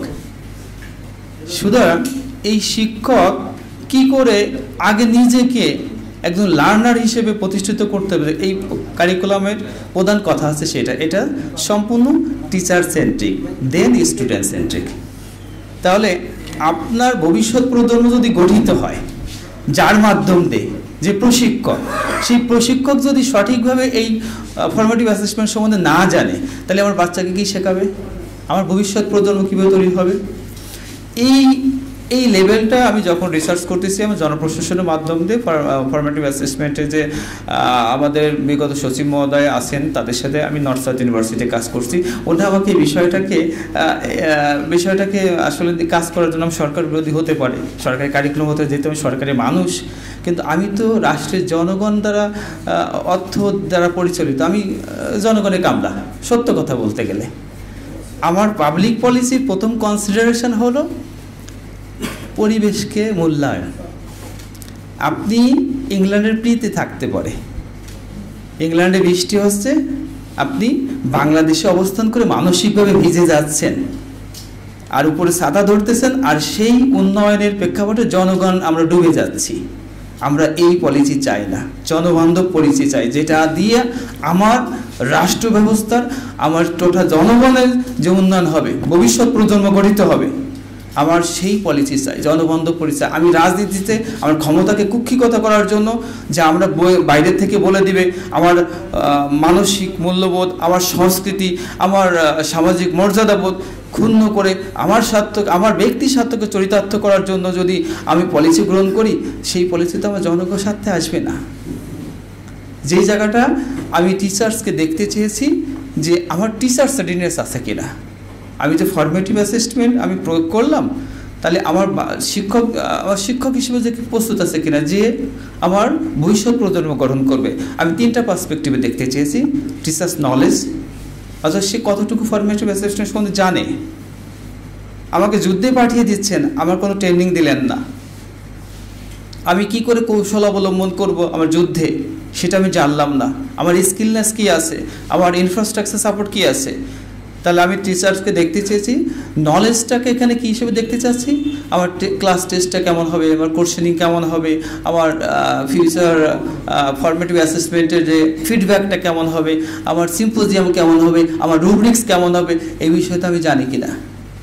আমার স্কিলনেস রেডিনেস কী আছে, আমি এইগুলো প্রয়োগ করতে যে আমার স্টুডেন্টের সাথে যে ফিডব্যাকটা হবে সেটা কেমন, আমি কি আমার ডিজিটাল ইকুইপমেন্টসের জন্য প্রস্তুত, আমার লজিস্টিক সাপোর্ট আছে, আমার ইনফ্রাস্ট্রাকচার সাপোর্ট আছে। এই বিষয়গুলো অবতারণা করতে যে আমি 2022 সালে যে কলেজ লেভেলে এবং টোটাল বাংলাদেশে যে চিত্র পেয়েছি, এটা একটা ভয়ঙ্কর চিত্র, যেখানে সরকারি কলেজের শিক্ষক এবং বেসরকারি লেভেলের শিক্ষকদের মধ্যে আমি যে অবতরণ যে বিষয়গুলো তথ্য উপস্থাপন করছি, সেটা হলো আমাদের মোর দ্যান লেস দ্যান 40%, অর্থাৎ 40-এর নিচে রুব্রিক সম্বন্ধে ধারণা আছে। স্যার, এটা খুবই একটা অ্যালার্মিং অবস্থা। আমার টিচারই আমার রুব্রিক সম্বন্ধে জানে না। এরপর আসেন বর্তমান যে বাংলাদেশের অধিকাংশ তো এখন মাধ্যমিক পর্যায়ে এমপিভুক্ত। আমি যখন এই পাইলট টেস্টিং করতে গেলাম, তারা যে তথ্য দিল, আপনি ভয়ঙ্কর অ্যালার্মিং আমার ভবিষ্যৎ প্রজন্মের জন্য। আমি সিম্পল একটা উদাহরণ দিই, যে যখন এই ফরমেটিভ অ্যাসেসমেন্ট নেবেন, আমাদের শ্রদ্ধেয় স্যার বলে গেছেন, ফাতেম কাদির স্যার, তো এখানে যে চিত্রটা, আমার দেশের অধিকাংশ মানুষ দরিদ্র শ্রেণীর বা মধ্যবিত্ত বলা চলে, নিম্ন মধ্যবিত্ত, এবং বেশিরভাগ মানুষ কোথায় বসবাস করে, গ্রাম লেভেলে।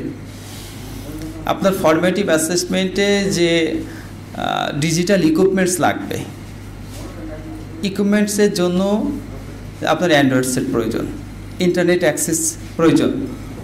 তাহলে সেই ইন্টারনেট অ্যাক্সেস সবার পক্ষে কি সেটা গ্রহণযোগ্য আছে কি? যে পরিমাণ প্রেজেন্টেশনের জন্য আমার বই পুস্তক লজিস্টিক সাপোর্ট দরকার, সেটা আছে কি? আমার এই গবেষণার মাধ্যমে তো সেটা দেখানো হয়েছে যে এটা এখনও পর্যন্ত চলমান, যেটার মাধ্যম দিয়ে যে আসলে আমরা কতটুকু প্রস্তুত, আর এই প্রস্তুত হতে যে আমার শিক্ষকরা কি অবস্থায় আছে।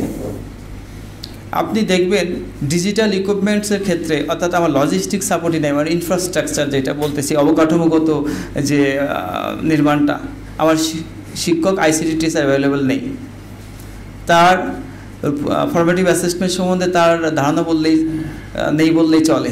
আর একটা ভয়ঙ্কর তথ্য আপনাদের সামনে উপস্থাপন করছি। যখন 2021 সালে কারিকুলাম ফরমেটিভ অ্যাসেসমেন্ট হলো, এটা 23 সাল থেকে শুরু হয়েছে কার্যক্রমটা, যেটা 167 পরবর্তীতে 2025 সালের মধ্যে দিয়ে এটা বাস্তবায়ন করা হবে। এখন কোরাসগেট মডেল অনুসারে ট্রেনিং দেওয়া হচ্ছে। আপনি একটু আমার কথাটা আপনাদের বিনীত অনুরোধ করছি শোনার জন্য। সেটা হলো যে বাংলাদেশে বিভিন্ন বিভাগীয় পর্যায়ে যে এইচটিটিসি যে কলেজগুলো আছে স্যার, ট্রেনিং এখান থেকে ডেকে ডেকে কিছু টিচারকে ঢাকায় এনে ট্রেনিং দেওয়া হচ্ছে 5 দিনের জন্য, যেটা স্যার পূর্ববর্তী স্যার বলে গেছেন। এদেরকে ছেড়ে দেওয়া হচ্ছে, পরবর্তীতে ওনারা বিভিন্ন বিভাগীয় পর্যায়ে বিভিন্ন ডিস্ট্রিক্ট লেভেল থেকে শিক্ষকদের এনে ট্রেনিং দিচ্ছেন। এই প্রক্রিয়াটা অব্যাহত ছিল এই জুলাইয়ের আগ পর্যন্ত, গত জুলাইয়ের আগ পর্যন্ত। তো এইভাবে চলতে দেখা গেছে যে চিত্রটা আমরা পেয়েছি, সর্বোচ্চ 10% শিক্ষক এই ট্রেনিংটা পেয়েছে। তাহলে বাকি 90% টিচার যদি এই কারিকুলাম কাঠামো থেকে সে দূরে থাকে এবং এই সিলেবাস অনগোয়িং চলছে, তাহলে আমার ভবিষ্যৎ প্রজন্মকে আসলে কি শিক্ষা থেকে দূরে আছে না আমরা সন্নিকটে আছি? তাহলে এই যে প্রক্রিয়াটা শুরু হয়েছে জাতিকে ধ্বংস করার জন্য, নীল নকশা হয়েছে। আচ্ছা, আপনাদের কাছে একটা বিষয় বলি, যে পলিসিগুলো নেওয়া হয়েছে আমার পাবলিক পলিসির ভাষায় বলে গাদার উপরে সিংহের চামড়া বসিয়ে গাদাকে সিংহে রূপান্তর করা। কিন্তু সেই গাদার রূপটা কিন্তু 2009 সালের পর থেকে শুরু হয়েছে। কারিকুলাম চেঞ্জ করেছে, ক্রিয়েটিভ সিস্টেম চালু করেছে আমার জাতিকে ধ্বংস করার জন্য। মেধার যে প্রয়োগ, সেই প্রয়োগ থেকে আমরা দূরে আছি। কিভাবে? সেটার ফলাফলটা হয়তো আমরা সবাই অবগত। সে A+ পেয়েছে, GPA+ পেয়েছে, তাকে জিজ্ঞাসা করা হচ্ছে অপারেশন সার্চলাইট কি। ছাত্রছাত্রী তখন উত্তর দিচ্ছে যে অপারেশনের সময় যে লাইট ব্যবহার করা হয়েছে তাকে অপারেশন সার্চলাইট বলে। কি ভয়ঙ্কর তথ্য! তাকে জিজ্ঞাসা করছে যে তুমি A+ পেয়েছো বা আমি GPA A+ পেয়েছি, ইংলিশ কি? সে উত্তর দিয়েছে I am GPA 5। আজকে অনার্স লেভেলে তার নাম প্রথম লেটারটা স্মল লিখতেছে বা মাঝেরটা ক্যাপিটাল লেটার লিখতেছে। আর যে ভয়ঙ্কর চিত্রটা আমরা আমাদের ভবিষ্যৎ প্রজন্মগুলো শেষ করে দিয়েছে, এইটা থেকে আমাদের বেরিয়ে আসতে হবে। আমার ইনফ্রাস্ট্রাকচার নেই, আমার নলেজ লেভেল স্কিল নেই, আমার টিচার স্টাডিনেস নেই, অ্যাটিটিউড নেই। তাহলে কিভাবে আমি আমার জাতিকে ভবিষ্যৎ প্রজন্ম যে একটা শিক্ষা ব্যবস্থাকে যদি ধ্বংসের দিকে নিয়ে যায়? আপনারা সবাই অবগত আছেন, কোনো জাতিকে ধ্বংস করার জন্য তার শিক্ষা ব্যবস্থাকে ধ্বংস করে দাও, সে জাতি মুখ থুবড়ে পড়বে। আমরা কিন্তু সেই অবস্থার মধ্যে দিয়ে আছি। আমি আমার প্রতিবেশীকে ভালোবাসি, কিন্তু আমার অস্তিত্ব সংকট করে প্রতিবেশীর প্রতি ভালোবাসা দেখানো কোনো সুধী এবং সভ্য মানুষের লক্ষণ হতে পারে না। তারা প্রতিনিয়ত আমাদের সংস্কৃতির আকর্ষণ হিসেবে পরিচিত আছে, আমার ইন্টারনাল বিষয়ে ইন্টারফেয়ার করতেছে। একটা বিষয় আপনাকে বলি, আমি গতকাল একটা পোস্ট করেছিলাম আমাদের মাহমুদুল স্যারের প্রেক্ষাপটে। বর্তমানে হিন্দুত্ববাদী যে কথাটা বলা হচ্ছে সেটা হলো আপনার ইসকনের বিষয়টা। 2009 সালের পর থেকে বিগত সরকারের আমলে হিন্দুদের উপর যে নির্যাতনগুলো হয়েছে এবং সেই নির্যাতনের প্রধান হাতিয়ার হিসেবে কিন্তু আমার দেখা মতে আমলিগের লোকগুলো করেছিল আমাদের উপরে, এবং সেইটার ফলশ্রুতিতে বহির্বিশ্বে দেখানো হয়েছে জামাত শিবির এবং বিএনপিকে দোষারোপ হিসেবে করা হয়েছে। আমি এটা খুবই মর্মাহত হয়েছি। কিন্তু এই জন্য আমি গতকাল পোস্টটা করেছিলাম যে ইসকন আগের ভূমিকাটা কী ছিল, বর্তমান হিন্দুদের নির্যাতন যে হামলা চলতেছে সেই চলার পক্ষে তারা যে বর্তমান অবস্থান মানবিক দিক বিবেচনা করতেছে, আমি তাদেরকে সাধুবাদ জানাই। কিন্তু আমার প্রশ্নটা এখানে, তাহলে এই যে বিগত সরকারের আমলে যে হিন্দুদের উপর যে নির্যাতন, নিষ্পেষণ, আগ্রাসন করেছে, তাদের ভূমিকাটা কী ছিল, কোথায় ছিল তারা? তাহলে এটাকে আপনি দেশে বিশৃঙ্খলতা তৈরি করার নামান্তর হিসেবে ধরতে পারেন? আমলি এই যে বিগত বিষয়গুলো করছে, এগুলো তো বিভিন্ন রূপে তারা ফিরে আসতেছে। তো এই বিষয়ে আমাদেরকে সতর্ক হতে হবে। আমরা সাম্প্রদায়িক সম্প্রীতি দেশ হিসেবে বিবেচিত বহির্বিশ্বে, কিন্তু বর্তমানে যে অবস্থাটা তৈরি করা হচ্ছে আমাদের রাজনৈতিক বিশৃঙ্খলতা তৈরি করে দেশকে ফায়দা নেওয়ার চেষ্টা করতেছে। এই বিষয়টাকে আমাদের সচেতন হতে হবে এবং ভবিষ্যৎ প্রজন্মকে বাঁচানোর জন্য বর্তমান যে শিক্ষা ব্যবস্থা এই টোটালি বাদ করতে হবে এবং আমাদের সংস্কৃতিকে লালন করে, আমাদের সাম্প্রদায়িক সম্প্রীতিকে লালন করে এবং ভবিষ্যৎ স্মার্ট বাংলাদেশের ক্ষেত্রে আমরা যে কথাটা বলছি, আমরা নামে মাত্র স্মার্ট হব না তো, আমাদের কার্যক্রমের মধ্যে দিয়ে আমাদের বিবেকবোধ সম্পন্ন করে এই জায়গাটাকে আমাদের উত্তরণ ঘটাতে হবে এবং আমরা একটা সুখী সমৃদ্ধ বাংলাদেশ দেখতে চাই, যেখানে সকল ধর্মের মানুষ নির্বিশেষে একদম সুখী সমৃদ্ধ জীবনযাপন করবে। আমি এই আগামীর ভবিষ্যৎ প্রজন্মকে একটা সুখী সমৃদ্ধ বাংলাদেশ গড়ার লক্ষ্যে এই প্রত্যয় ব্যক্ত করছি এবং আমাকে আমন্ত্রণ জানানোর জন্য আমাদের শ্রদ্ধেয় শাহেদ মতিউর রহমান ভাইকে বিনীতভাবে ধন্যবাদ জানাচ্ছি এবং সকলকে বাংলাদেশের ভবিষ্যৎ প্রজন্মকে রক্ষা করা যায় এই বিষয়ে এগিয়ে আসার জন্য আন্তরিক ধন্যবাদ জানিয়ে আমার বক্তব্য শেষ করছি। আমার জন্য দোয়া করবেন, আমি যেন মানবিক মানুষ হয়ে সকলের সাথে চলতে পারি, এই আশীর্বাদ ব্যক্ত করে আমার এই বক্তব্য শেষ করছি। ধন্যবাদ সকলকে। আসসালামু আলাইকুম। ধন্যবাদ কানুকুমার ঘোষ। আসলে তার আলোচনায় আমরা বুঝতে পারলাম যে আসলে ভিতরে কত বড় ধরনের ষড়যন্ত্র হয়েছে এবং প্রতিটা বিষয়ই আস্তে আস্তে উঠে আসছে। এর আগেও একজন বক্তা বলছেন, যিনি এনসিটিভিতে ছিলেন, যে ভিতরের ঘটনাগুলো তারা বলেছেন। তো এই জন্য তিনিও বলছেন যে শিক্ষা ব্যবস্থার আসলে আমূল পরিবর্তন দরকার। নতুন এই বাংলাদেশে নতুন শিক্ষা ব্যবস্থা ছাড়া আসলে এই যে জাতিকে যে ধ্বংস করার যে নীল নকশা, এখান থেকে বের করে আনা খুবই কঠিন হবে। তো আমরা এ পর্যায়ে আমাদের মাঝে ইতিমধ্যেই আমাদের বিশেষ অতিথি ডক্টর শফিকুল ইসলাম মাসুদ ভাই আসছেন।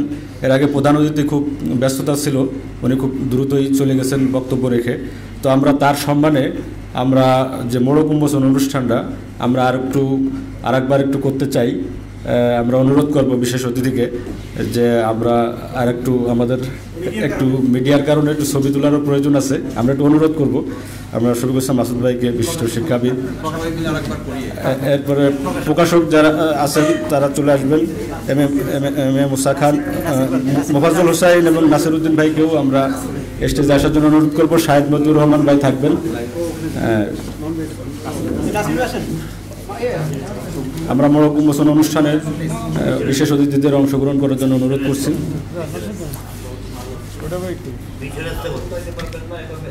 আবার কথা বলছেন, পিছনে আসতে বলতে পিছনে দাঁড়াও।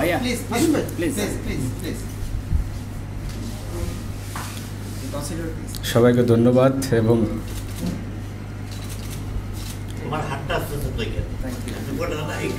ধন্যবাদ নাসিম ভাই।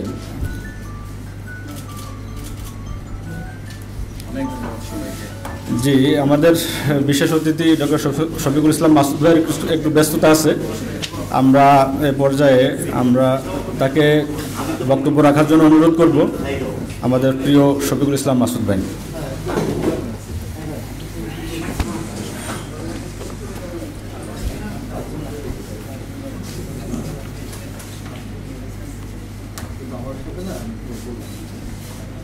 আউযুবিল্লাহি মিনাশ শাইতানির রাজিম, বিসমিল্লাহির রহমানির রহিম।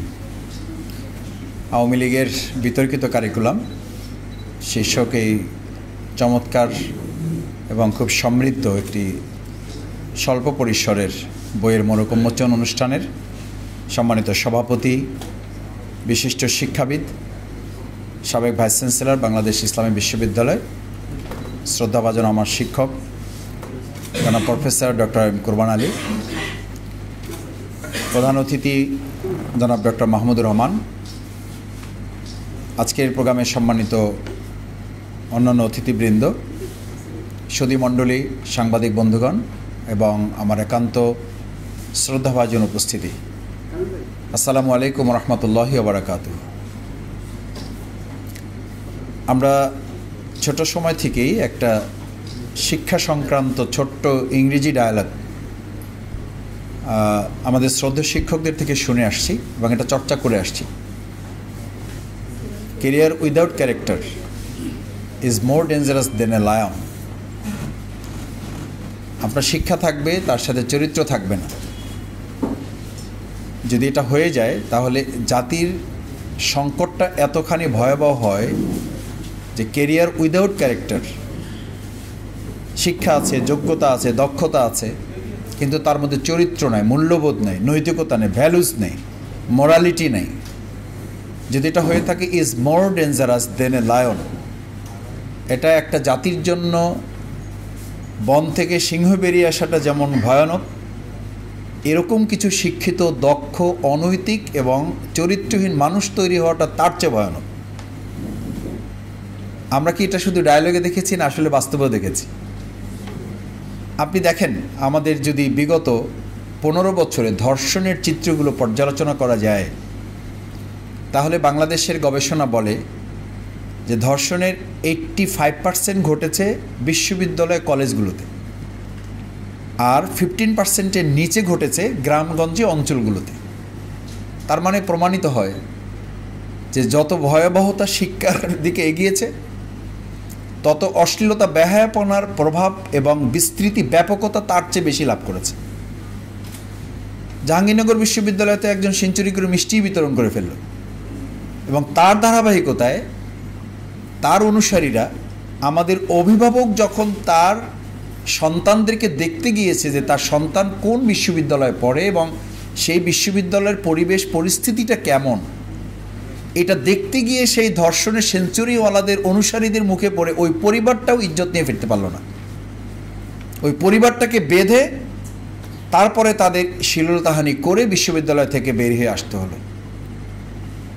আমাদেরকে এই বাংলাদেশের শিক্ষা কারিকুলামের যারা জনক, এই আওয়ামী লীগ যে বিতর্কিত শিক্ষা কারিকুলাম দিয়েছে, আমি শাহেদ মতিউর রহমান ভাইকে সাংবাদিক, খ্যাতিমান সাংবাদিক, এবং এই প্রজন্মের তারা প্রতিনিধিত্ব করছেন, ঢাকা সাংবাদিক ইউনিয়ন, ইরাব, পিআরএফ, এখানকার তিনি স্থায়ী সদস্য। আমি তাকে অনুরোধ করব যে আওয়ামী লীগের বিতর্কিত কারিকুলাম শুধু না, গোটা বাংলাদেশকেই তো গোটা পৃথিবীর মানচিত্রে আমাদেরকে আসলে বিতর্কিত জাতি এবং দেশ হিসেবে তারা উপস্থাপন করেছে। দেশটাকে বিতর্কিত করেছে, জাতিকে বিতর্কিত করে ফেলেছে। উন্নয়নের রোল মডেলের নামে আসলে তো আমাদেরকে দুর্নীতির রোল মডেলে উপস্থাপন করা হয়েছে। হাইওয়ে এক্সপ্রেসে উঠানোর পরিবর্তে মূলত হাইওয়ে অশ্লীলতার বেহায়াপনে আমাদেরকে তুলে দেওয়া হয়েছে। হাইওয়ে এক্সপ্রেসে তুলে দেওয়া হয় না, হাইওয়ে অশ্লীলতায় তুলে দেওয়া হয়েছে। কারণ তাদের দলের সহযোগী কর্মীরা যারা আমাদেরকে বলে যে দেশের ইসলামপন্থী হুজুরেরা নারীদেরকে তাদের দলে আশ্রয় কম দেয় এবং তাদের নেতৃত্বের আসনে নিয়ে আসে না, আর তাদের দলের কর্মীরা যখন প্রকাশ্যে বলে বেড়ায় যে আমার দলের নেতাদের কাছে যদি আমরা নিজেদেরকে প্রকাশ্যে বিলিয়ে দিতে না পারি তাহলে আমরা একটা ইউনিটের পদও পাই না। আমরা ধিক্কার জানাই এই সমস্ত রাজনৈতিক নেতৃবৃন্দের, তাদের সংস্কৃতির নামে তারা বাংলাদেশের রাজনীতিটাকে বিতর্কিত না, বাংলাদেশের রাজনীতিটাকে তারা ধ্বংস করে এটার কবর রচনা করে চলে গেছে। কেন হয়েছে এটা? এটা হয়েছে এই কারণে যে আপনাকে খেয়াল করতে হবে যে আজকের যে বইয়ের মূল সূত্রটা কি আমরা এটাও জেনেছি। এই মানে অজ্ঞতাটা বা এই মৃত্যু উপত্যকায় আমরা কেন ধাবিত হয়েছি? ধাবিত হয়েছি এই জন্য যে আমাদের শিক্ষা সম্পর্কে একটা ধারণা আছে। আমরা বলে থাকি যে আওয়ার নলেজ ব্রিংস আস নিয়ারার টু ইগনোরেন্স। আমাদের শিক্ষা যখন আমাদেরকে অজ্ঞতার দিকে, অন্ধকারের দিকে নিয়ে যায়, hour ignorance brings us নিয়ারার to death, আসলে এটা আমাদেরকে একটা মৃত্যুর দিকে নিয়ে যায়। আমাদের বিতর্কিত কারিকুলাম না, আমাদের এমন একটা কারিকুলাম দেওয়া হয়েছে, একটা সভ্যতাহীন কারিকুলাম, একটা অসভ্য কারিকুলাম, একটা অশ্লীল কারিকুলাম, একটা মানব জাতি এবং জাতিবিধ্বংসী কারিকুলাম দেওয়া হয়েছে। কেন দেওয়া হয়েছে? যে জাতির সামনে তার কোনো লক্ষ্য থাকে না, উদ্দেশ্য থাকে না, গোল থাকে না, টার্গেট থাকে না। আপনারা দেখবেন গ্রামে গঞ্জে আমাদের যখন খেলা হয়, খেলায় আমরা জিজ্ঞেস করি খেলা কেমন হয়েছে, তো লোকেরা বলে খেলা খুব ভালো হয়েছে। বলে যে গোল কেমন হয়েছে, বলছে গোল একটাও হয়নি। তো বলেছে এমন কি ভালো খেলা হয়েছে যে কোনো গোলই হলো না? তো এটাকে বলা হয় গোল মুক্ত ভালো খেলা। আমাদের বিগত 15.5 বছরের যে সরকার, এই সরকার উন্নয়নের কথা বলেছে, এই সরকার আমাদের দেশকে অগ্রগতির কথা বলেছে, আমাদের দেশকে কখনো সিঙ্গাপুর বানানো হয়েছে, আমাদের দেশকে কখনো আমেরিকা, চায়না, জাপান বানানো হয়েছে। প্রকৃতপক্ষে আমাদের দেশকে আসলে আওয়ামী জাহিলিয়াত থেকে আইএমএ জাহিলিয়াত বানানো হয়েছে। এটাকে না সিঙ্গাপুর বানানো হয়েছে, না আমেরিকা বানানো হয়েছে, প্রকৃতপক্ষে আওয়ামী জাহিলিয়াত তারা নতুন করে এটাকে একটা আইএমএ জাহিলিয়াত অন্ধকারের দিকে নিয়ে গেছে। কারণ তাদের মূল ভিত্তিটা তারা তৈরি করেছে। আপনারা জানেন ফেরাউন, নমরুদ, হামান প্রত্যেকে তার জাতি ধ্বংস করার জন্য প্রথমে তারা হাত দিছে ইকেআডারে না, বিসিএসে হাত দেয়নি। ওই সময় তারা হাত দিয়েছে সেনাবাহিনীতে না, ওই সময় তারা হাত দিয়েছে অর্থনীতিতে না, ওই সময় তারা ব্যবসাতে হাত দেয়নি। তারা প্রথম হাত দিয়েছে শিক্ষা কারিকুলামে। এই জন্য আল্লাহ তাআলাও তো মানুষের এই সেন্টিমেন্টটা তো বুঝেন, সে কারণে কোরআন নাজিল করে আগে মানুষকে এটা বলে নাই নামাজ পড়া শুরু করো, কোরআন নাজিল করে এটা বলে নাই যে তোমরা এখন থেকে রোজা রাখা শুরু করো, কোরআন নাজিল করে এটা বলে নাই আগে যুদ্ধ শুরু করে দাও, মারামারি লড়াই শুরু করো, আওয়ামী জাহিলিয়াতকে তারাও আগে, এটা বলা হয় নাই। কোরআন নাজিল করে যত আয়াত নাজিল হয়েছে, যত সূরা নাজিল হয়েছে, সর্বপ্রথম লেসন হচ্ছে বিসমিল্লাহির রহমানির রহিম, ইকরা। This is primary stage, is a basic stage, it is platform. এই প্ল্যাটফর্মটা যদি ঠিক না থাকে, আপনার মূলের গাছের মূল যদি ঠিক না থাকে, এই জন্য মাওলানা দেলোয়ার হোসেন সাইদি রাহিমাহুল্লাহর কথা না বললে হকাদায় হবে না, যে আপনারা আমাদেরকে যতই নাড়াচাড়া করেন, আপনারা তো পাতায় পাতায় ডালে ডালে চলেন, আর আল্লাহ আমাদেরকে শিকড়ে ঢুকিয়ে দিয়েছেন, কারণ আমরা ইকরা থেকে শুরু করেছি, আর আপনারা তো শুরু করেছেন একদম আগা থেকে, তো যার কারণে আমরা গোড়ায় যারা আছি যদি একটু নাড়াচাড়া করি তো এমন জায়গায় গিয়ে পড়বেন যে বঙ্গোপসাগর ছাড়াইয়া শেষ পর্যন্ত আপনাদের পৈতৃক নিবাসী ঘুরে ফিরে যাইতে হবে। তো এখন পৈতৃক নিবাসী কিছু লোকও দেখা যায়, আবার তাদের পার্কেও কিছু লোককে আমরা ঘুরতে ফিরতে দেখি, এবং তাদের মধ্যে আবার ফোনালাপ দেখি যে টাকা পয়সা শেষ হয়ে গেছে, কিছু পাঠাও, না হলে পার্কেও আর থাকার অবস্থা নাই। এই শিক্ষা ব্যবস্থা এমন বিচারপতি তৈরি করে যে বিচারপতিকে কলা পাতায় শুয়ে থাকতে হয়, তার গলায় গামছা লাগাতে হয়।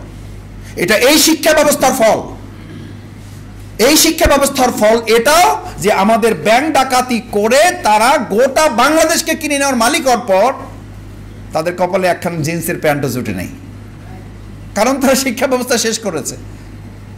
তারা ডিজিটাল নৌকাও পায় নাই, জেলেদের নৌকায় উঠেছে। এটা তাদের শিক্ষা ব্যবস্থার ফল। আমি এই প্রেস ক্লাবে এই দুর্যোগের মধ্যে, এই ক্রান্তিকালে যখন উপস্থিত হলে আমাদেরকে শুধু ধরে নিয়ে যাবেন, আমাদেরকে গুম করে ফেলা হবে, আমাদেরকে আয়না করে ঢুকানো হবে, আমি সেই সময় বলেছি, এই আওয়ামী লীগকে স্মরণ করে বলেছি যে প্রিয় আওয়ামী লীগ, আওয়ামী লীগের বিতর্কিত শিক্ষা কারিকুলাম নিয়ে শাহেদ ভাই লিখেছেন, তো এই জন্য এই প্রসঙ্গে না বললে হকাদায় হবে না। আমি প্রেস ক্লাবে তখন বলেছি, যখন আমাদের বের হওয়ার আগে পরে, ঢোকার আগে পরে দেখে শুনে উপরে ডানে বামে দূরবীন দিয়ে দেখে নিতে হতো যে লোক যত বেশি তার চেয়ে প্রশাসনের লোক বেশি, মানে আপনাদের উপস্থিতি যত থাকতো তার চেয়ে ডানে বামে প্রশাসনের লোক, গোয়েন্দা সংস্থার লোক বেশি থাকতো। আমাদের ঢোকার আগে একবার চিন্তা করে ঢুকতে হইতো যে ঢুকলাম আর বের হইতে পারবো না, আবার বের হয়ে মনে করতাম বাড়ি যেতে পারবো না। সেই পরিস্থিতি আমি বলেছিলাম এই আওয়ামী লীগ যে শিক্ষানীতি প্রণয়ন করেছে এর সর্বপ্রথম ফলটা তাকেই ভোগ করতে হবে। এটা নিয়ম, এটা পৃথিবীর বিধান যে যে যা করে তার গর্তে প্রথম তাকে পড়তে হয়। আওয়ামী লীগ তা পড়েছে এবং এর ফল তাকে আরো দীর্ঘমেয়াদে ভোগ করতে হবে, কারণ যে জেনারেশন তারা তৈরি করে গেছে ওই জেনারেশন শেষ না হওয়া পর্যন্ত তারা বাংলাদেশে আর মানুষের সামনে দাঁড়াতে পারবে না ইনশাআল্লাহ। কেন পারবে না?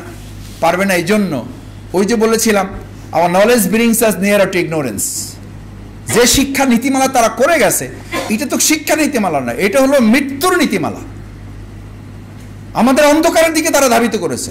our ignorance brings us nearer to death। এটা আমাদেরকে এমন মৃত্যুর দিকে ধাবিত করেছে যে শুধুমাত্র মানুষ শেয়ার বাজার কেলেঙ্কারি করে নাই, তারা ব্যাংক ডাকাতি করে নাই, শুধু তারা তাদের শিক্ষা নীতিমালায় দিয়েছে যদি তাদের দলের একজন ইউনিট সভাপতিও হয়, ওয়ার্ড সভাপতিও হয়, তাহলে সে শুধু টাকার মালিক হবে না, সে একটা ব্যাংকের মালিক হবে। আমাদের এখন পর্যন্ত ব্যাংকাররা বলেন যে ভাই টাকা আসলে ব্যাংকে না, টাকা হলো এখনো মানুষের বাড়িতে বাড়িতে এক একটা ব্যাংক করে রেখে গেছে আমাদের তৎকালীন সেই সমস্ত প্রধানমন্ত্রী যারা ভোট দরকার ছিল না, তারা তাদের দলের এক একজন কর্মীর এক একটা বাড়িকে ব্যাংকে নিয়ে রেখে গেছে। এখনো দেখেন আপনি যত লোক উদ্ধার হয়, তাদের কর্মী গ্রেপ্তার হয়, গ্রেপ্তারের পাশাপাশি তাদের বাড়ি ঘর থেকে টাকার এক একটা বস্তা, টাকার একটা ব্যাংক, টাকার একটা ট্যাঙ্ক তাদের কাছ থেকে উদ্ধার করা হয়। আমি এই কথা বলছি এই কারণে যে আপনি হয়তো বলবেন শিক্ষার সাথে এটা সম্পৃক্ত। শিক্ষার সাথে বাংলাদেশের প্রত্যেকটা সংস্কারের সম্পর্ক। আমি বলবো এই বর্তমান সরকারকে যদি রাষ্ট্র সংস্কার করতে হয়, নির্বাচন সংস্কার করতে হয়, প্রশাসন সংস্কার করতে হয়, সকলের আগে সর্বপ্রথম হাত দিতে হবে শিক্ষা সংস্কারে। শিক্ষা সংস্কার ছাড়া একটা সংস্কার সফলভাবে সার্থক হতে পারে না। সেই শিক্ষা সংস্কারের আজকের এই মোড়ক উন্মোচন অনুষ্ঠান আমার কাছে অত্যন্ত গুরুত্বপূর্ণ এবং বইটা আমার কাছে অত্যন্ত চমৎকার মনে হয়েছে। আমি যতটুকু দেখার সুযোগ পেয়েছি অত্যন্ত কম কথায় মৌলিক ত্রুটিগুলো চিহ্নিত করা হয়েছে এবং একটা সমাধানের রাস্তা দেওয়া হয়েছে। এখন আমি তিনটা কথা ছোট ছোট বলে আমার বক্তব্য ইতি টানতে চাই। সম্মানিত অতিথিবৃন্দ আছেন, নাম্বার 1 হচ্ছে সলিউশনটা কি, এই রাস্তা থেকে সমাধানটা কি। আমাদের একজন অতিথি বলেছেন এটা সংস্কার করতে হবে, আরেকজন বলেছেন এটাকে সমূলে মূলোৎপাটন করতে হবে। আমি একটা উদাহরণ আপনাদের বলি। আপনারা এখানে, আমরা বাংলাদেশ তো কৃষি ফ্যামিলির দেশ, কৃষি পরিবারের দেশ, কৃষি প্রধান দেশ। একটু চিত্রটা ভাসান যে একটা জমি, একটা ক্ষেত, বাংলাদেশটাকে একটা ক্ষেত ভাবেন, একটা জমি ভাবেন, একটা ল্যান্ড ভাবেন। আচ্ছা, ল্যান্ড যখন ভাবছেন আপনি, এখানে ফসল ভাবেন। এই ফসল ভাবনায় যারা বলেন যে কিছু সংস্কার করে আপাতত আগাইতে হবে, আমি আপনাকে প্রস্তাব দিচ্ছি, ঠিক আছে, আপনার এই প্রস্তাব চমৎকার, যারা এই প্রস্তাব দেন অত্যন্ত কৌশলে, আমি আপনাকে সাধুবাদ, সম্মান, মর্যাদা রেখেই বলছি। এই কৃষি পরিবারের একজন কৃষি প্রধান পরিবারের দেশের নাগরিক হিসেবে আপনি কল্পনা করেন যে ওই কৃষি ক্ষেতে আপনি গিয়ে ফসল বুনেছেন, সাথে কিছু আগাছা উঠছে, আপনি গিয়ে বললেন আগাছা তো আমি লাগাই নেই, সে তার নিজ দায়িত্ব মতো উঠছে। আর আমি সহ অবস্থানে বিশ্বাসী, কৃষি বিশ্বাসী, সহ অবস্থানে বিশ্বাসী। আমি কারো উপরে ভাই আঘাত করা পছন্দ করি না, এই সমস্ত ঝামেলার মধ্যে আমি নাই। আমার ফসলও থাকুক, আমার আগাছাও থাকুক। আপনি এই অবস্থানে যদি বিশ্বাস করেন, আমি এই সমস্ত সুশীল, সম্মানিত, শ্রদ্ধাবান, বিশিষ্ট শিক্ষাবিদ এবং একই সাথে কৃষি পরিবারের একজন সন্তান হিসেবে আপনার বিবেকের কাছে কোশ্চেন রাখতে চাই, এই কৃষি ক্ষেতে আপনি 3 মাস পরে গিয়ে সুবহানাল্লাহ, আলহামদুলিল্লাহ, আস্তাগফিরুল্লাহ, তারপরে আল্লাহর প্রতি রহম, ভরসা, চোখের পানি, জায়নামাজ ভিজাইয়া তাহাজ্জুদ পড়ার পরে 3 মাস পরে আপনি ওই ক্ষেতে গিয়ে কি কল্পনা করবেন? আপনাকে অবশ্যই মানতে হবে, এই প্রকৃতির নিয়ম, আল্লাহর বিধান আপনাকে শিখাচ্ছে যে আপনি এই ফসল এবং আগাছার যে বন্ধন, যে বাইন্ডিং বা বন্ডিংটা আপনি চিন্তা করেছেন যে সহাবস্থান করবেন, যে একটু মিল্লা জিল্লা থাকি আমরা ভাই। কেউ কেউ আমাদেরকে বলেন যে ভাই হুজুররা আপনারা বেশি এক্সট্রিম হয়েন, একটু মিল্লা জিল্লা থাকেন। এই মিল্লা জিল্লা আপনি জমিতেও থাকেন, আপনার জমির ফসলের সাথে আগাছাও রাখেন না, দেখি কতটা মিল্লা জিল্লা আপনি থাকতে পারেন, দেখি কতটা ফসল আপনি ওখান থেকে নিয়ে আসতে পারেন, নিয়ে আসেন। 3 মাস পরে ওখানে গিয়ে দেখবেন বেসিক্যালি আপনার ফসলের কোনো খবর নাই, পুরা ক্ষেত দখল করে আছে কে? কেন ভাই? কেন আপনি এই প্রকৃতির চিত্র আপনার সামনে ভাসানো হলো? আপনি কেন এখানে আত্মসমর্পণ করলেন? কেন আপনার সামনে চিত্র ফুটিয়ে তোলা হলো যে আপনি ফসলের পরিবর্তে আসলে ওখানে আগাছাই পাবেন? কারণ একই জায়গায় রাত এবং অন্ধকারে এখানে এসিও চলবে।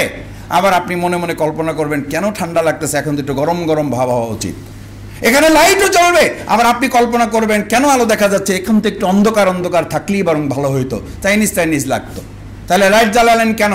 লাইটই যদি জ্বালাবেন তাহলে চাইনিজ কল্পনা করবেন কেন? চাইনিজ কল্পনা করতে তো আপত্তি নাই, এটা তো ভালো জিনিস, কিন্তু ওখানে তো কেউ বই পড়ে না।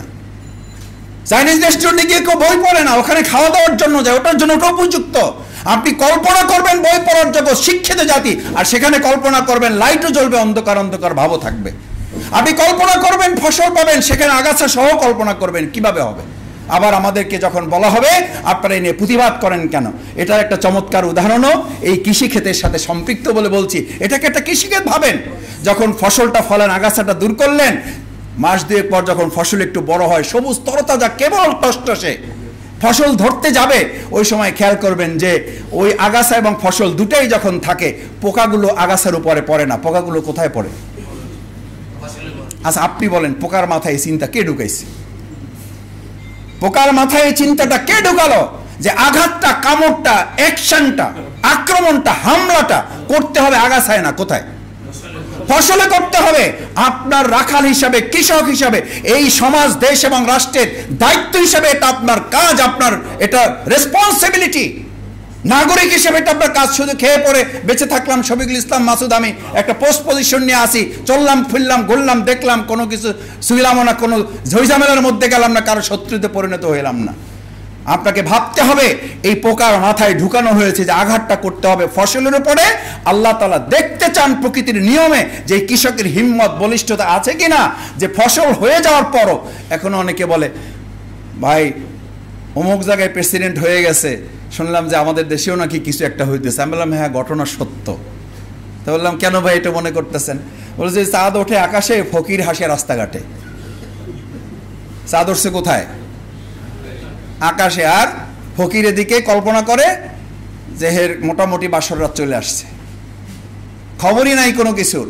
তা আমাদের দেশে এরকম কিছু অজ্ঞমূর্খরা আছেন যে কোথায় পৃথিবীর একজন রাষ্ট্রপতি নির্বাচিত হয়েছেন, আকাশে কোন জায়গায় চাঁদ উঠেছে, আর আমাদের দেশে কিছু ফকির মিসকিনরা আছে, দেউলিয়া যারা, ইয়াতিম লীগ বলে কেউ কেউ বলেন, আমি ওই নামে যাচ্ছি না, ফেসবুক লীগ বলেন, প্রচার কি, এরপরে অপপ্রচার লীগ বলেন, মানে নানান নামে। মূল সংগঠন তো নাই, মূল গাছ যতক্ষণ না থাকে ওখানে আগাছা কি হয়, পরিপূর্ণ আগাছায় পরিপূর্ণ এই সমস্ত দলগুলো এরা মিলে এখন এই চাঁদ আকাশে উঠছে কোথায়, আর সেটাকে কামনা করে এখন কেউ কেউ নিজেরা ফকির বেচে হাসাহাসি চলতেছে, যে ঘোষণা দিচ্ছে যে তোমরা ইয়া নিয়ে নেমে যাও, সেই দেশের প্রেসিডেন্টের ছবি নিয়ে নামো। ফেসবুকের কথোপকথন দেখলাম, আমি জানি না ঠিক সত্য না মিথ্যা, আমার ধারণা এটা মিথ্যাই হবে। যদি সত্য হয়ে থাকে তাহলে এই ষড়যন্ত্র যারা করেন তার অর্থ হলো ইতিপূর্বেও তারা এই ষড়যন্ত্র করেই ক্ষমতায় ছিলেন, ভবিষ্যতেও তারা জনগণের ভোটের সমর্থনের তোয়াক্কা না করে এই ষড়যন্ত্র করে আবার তারা ক্ষমতায় আসতে চান। এই দেশের মানুষ ষড়যন্ত্র করে ক্ষমতায় আসার দিন ভুলে যাওয়ার কবর রচনা করেছে। কারণ বাংলাদেশের স্বাধীনতা সার্বভৌমত্বের অস্তিত্ব নিয়ে থাকবে এরকম একটা শিক্ষা কারিকুলাম এদেশে তৈরি আছে। ভবিষ্যতে এটাকে আরো মজবুত করে, আমি মনে করি এটাকে সংস্কার না, এটাকে সমূলে এমন জায়গা থেকে তৈরি করতে হবে যেই জায়গার নামই হবে, আমি বিশ্ববিদ্যালয়ের একজন আমার শ্রদ্ধেয় শিক্ষক ছিলেন, উনি মেডিকেল থেকে পড়াশোনা করেছেন, বিশ্ববিদ্যালয়ে আমাদের একটা প্রোগ্রামে বক্তৃতা করতে এসেছিলেন, যে আমি যখন মেডিকেলে পড়াশোনা করি তখন আমার প্র্যাকটিক্যাল যখন সেশন চলতেছে, আমার প্রিন্সিপাল আমাকে বলল প্র্যাকটিক্যাল সেশন চলতেছে, এখন নামাজের ছুটি নাই। আমি এই কথাটুকু বলে শেষ করছি, নামাজের ছুটি চাইতে গেলেন, উনি বললেন যে দেখো বাবা, science and Islam can't go together, বিজ্ঞান এবং ইসলাম একসাথে চলেন। আজকের যুগে কেউ কেউ আধুনিকতার যুগে আমাদেরকে এই কথা বলতে শিখান, কেউ কেউ বলেন। দুর্ভাগ্য হচ্ছে কোন কোন ক্ষেত্রে আমাদের কোন কোন আলেমরাও এটা বলেন। আমি মাদ্রাসার সামনে গিয়ে বড় বড় ব্যানার টানাতে দেখি, ব্যানারে লেখা আছে ইসলাম আধুনিকতার সমন্বয়। এটা আরেকটা জাহিলিয়াত, এটা আরেকটা ইসলামের প্রতি অবিচার, এটা আরেকটা ইসলামের প্রতি দারুণভাবে আঘাত করা। ইসলাম আধুনিকতার সমন্বয় কি ভাই? ইসলাম তো শুধু আধুনিকতা, অত্যাধুনিক। এখন পর্যন্ত পৃথিবীতে যা আধুনিকতা এসছে তার এক অংশ এখন পর্যন্ত ইসলাম থেকে তার আবিষ্কার করা হয় না, বরং গোটা অত্যাধুনিকতার জনক হলো ইসলাম। যা এখন পৃথিবীতে আবিষ্কার হয় নাই সেটারও জনক হচ্ছে ইসলাম। তো ইসলাম আধুনিকতা সমন্বয় করা হবে মানে কি? আমাকে যদি বলা হয় যে ভাই আপনি এখন অমুকের সাথে একটু সমন্বয় করে চলেন, তার মানে আপনার কিছু ঘাটতি আছে, ওনার মধ্য থেকে কিছু নিতে হবে। তো ইসলামকে আপনি আধুনিকতার সাথে সমন্বয় করতে বলেন কেন? আমি একজন শিক্ষককে বললাম মাদ্রাসায়, তাদের মাদ্রাসার একটা ক্লাস উদ্বোধনে লেখা আছে উপরে বড় করে ইসলাম আধুনিকতার সমন্বয়। আমি বললাম ভাই এটা কি জন্য লিখছেন বলেন? কয় মাসুদ ভাই, নালে ছাত্র পাওয়া যায় না। কারণ আমাদের মাথার মধ্যে ঢুকেছে যে আধুনিকতা আর ইসলামটা কি সম্পূর্ণ। ইসলামের কথা আজকে যদি এখন এখানে বলে যাই যে ভাই প্রকৃত শিক্ষা যদি পেতে চান তাহলে শিক্ষার মূল কারিগর হচ্ছে ইসলাম। ইসলামের ভিত্তিতে আপনি একটা নীতিমালা তৈরি না করা পর্যন্ত গোটা পৃথিবীর সমস্ত নীতিমালা আপনি এক জায়গায় করে নিয়ে আসেন, সেখান থেকে আপনি ওই ধর্ষকলা প্রেসিডেন্টই পাবেন। উন্নত রাষ্ট্র পাবেন কিন্তু ধর্ষক প্রেসিডেন্ট পাবেন। যে প্রেসিডেন্টের ধর্ষকের মামলায় তিনি হেরেছেন, জরিমানা দিয়েছেন, আবার সেই জাতি তাদের প্রেসিডেন্ট তারা নির্বাচন করেছেন এবং সেটা নিয়ে তারা আবার অহংকার করেন। এরকম একটা জাতি যদি বাংলাদেশ চায় আমার কোনো আপত্তি নাই। আর এই বাংলাদেশ যদি প্রিয় নবী মুহাম্মদ রাসূলুল্লাহ সাল্লাল্লাহু আলাইহি সাল্লাম, এই বাংলাদেশ যদি ওমরে ফারুক রাদিয়াল্লাহু তাআলা, এই বাংলাদেশ যদি হযরত ওসমান গনি রাদিয়াল্লাহু তাআলা, এই বাংলাদেশ যদি হযরত আলী রাদিয়াল্লাহু তাআলা, এই বাংলাদেশ যদি পরবর্তীতে উমাইয়া খলিফার শাসন চায়, তাহলে ইসলামী শাসন চাওয়ার অর্থই হলো ইসলামী শিক্ষা ব্যবস্থার প্রণয়ন করা ছাড়া এখান থেকে মুক্তির কোনো পথ আপনার সামনে খোলা নেই। যত আলোচনা করেন, সর্বশেষ ওই গোল শূন্য ড্র যেটা দিয়ে শুরু করেছিলাম সেটা দিয়ে শেষ করি। অর্থ হচ্ছে এই সেমিনারের পর সেমিনার চলবে, প্রবন্ধের পর প্রবন্ধ হবে, বইয়ের পর বই রচনা চলবে, কিন্তু ফাইনালি আপনি ইসলামের কাছে যাবেন না, আমি ইসলামের কাছে যাব না, আপনার গোল শূন্য ড্র খেলা ঘোষণা করতে হবে, কোনো উপায় নাই। এই জন্য আমি লেখককে ধন্যবাদ জানাই।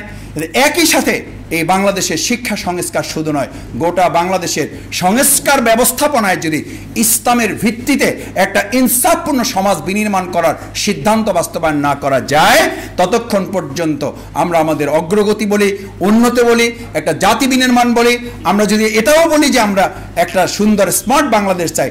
স্মার্ট মানে কি? স্মার্ট তো লুঙ্গি স্মার্ট হইলে হবে না। আমি নরসিংদীর সেই বহু 10 বছর আগে বক্তৃতায় বলেছিলাম যে স্মার্ট লুঙ্গির উদাহরণ মানে আমাদের সে ব্যানারে লেখা থাকতো স্মার্ট লুঙ্গি পরে স্মার্ট হয়ে যান। স্মার্ট লুঙ্গি পরে যদি একটা জাতি স্মার্ট হয়ে যেতে পারে, তাহলে সেই দেশে মানুষকে প্যান্ট পরতে হবে কেন? স্মার্ট লেখা থাকলে স্মার্ট হয় না, তাহলে তো স্মার্ট লুঙ্গি পরলে একজন মানুষ স্মার্ট হয়ে যেত। আর কিছু একটা গোটা জাতি যদি লুঙ্গি পরা শুরু করে দিত, স্মার্ট লুঙ্গি, এখন তো আর স্মার্ট লুঙ্গি পাওয়া যায় না, আমি জানি না আছে কিনা, তাহলে তো স্মার্ট লুঙ্গি পরে একটা জাতি স্মার্ট হয়ে যেত। আমাদের বিগত পতিত এই 15 বছরের সরকার মূলত ওরকম একটা শব্দ ব্যবহার করে আমাদেরকে বিভ্রান্তির দিকে নিয়ে গিয়ে আমাদেরকে জাতি মূলে আমাদেরকে শেষ করে দিয়েছেন। আমি অনুরোধ করব, আসুন আমরা আমাদের প্রিয় মাতৃভূমি বাংলাদেশকে এগিয়ে নিয়ে যাওয়ার জন্য ইসলামের ভিত্তিতে মানব সভ্যতার সমস্ত, এখানে আমাদের কানু ঘোষ যিনি বক্তব্য রেখে গেছেন, তিনি যে কথা বলেছেন তার অর্থ এটাই যে তিনি ইসলামকে পছন্দ করেন, কারণ ইসলামের ভিত্তিতে একটা সমাজ রাষ্ট্র বিনির্মাণ এবং সংস্কৃতি এবং তার আলোকে সংস্কারই হচ্ছে সকলের অধিকার সংরক্ষণ করা। আসুন আমরা সবাই মিলে যদি সে প্রচেষ্টায় অংশগ্রহণ করতে পারি, তাহলে আজকে নতুন করে আবার যে ষড়যন্ত্রের আভাস পাওয়া যাচ্ছে, এই ষড়যন্ত্র দূর করার জন্য একটাই হাতিয়ার, সেটা হচ্ছে সবাই মিলে ঐক্যবদ্ধ একটা জাতি বিনির্মাণ করার লক্ষ্যে এক শিক্ষানীতি এক প্রণয়ন করে এক জাতি বিনির্মাণ করার জন্য আমরা সিদ্ধান্ত নিলেই কেবল সেই জায়গায় আমরা পৌঁছতে পারবো এবং বাংলাদেশ তার কাঙ্ক্ষিত লক্ষ্যে, বিশেষ করে 2024 সালের জুলাই এবং আগস্টে যারা জীবন দিয়েছেন, উই ওয়ান্ট জাস্টিস বানিয়ে হচ্ছে উই ওয়ান্ট ইসলাম। এই কথাটাকে যদি একটু আধুনিক করে বলেন কোনো অসুবিধা নাই, কিন্তু আসলে we want justice, we want ইসলাম।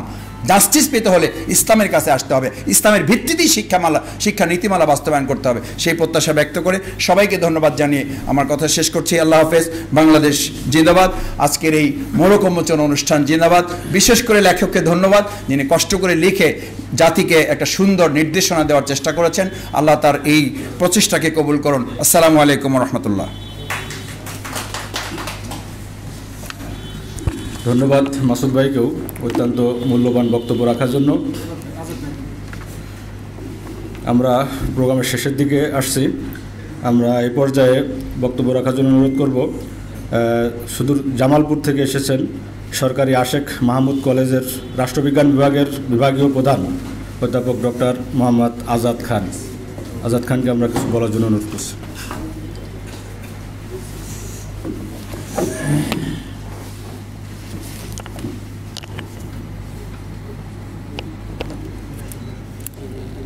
আসসালামু আলাইকুম।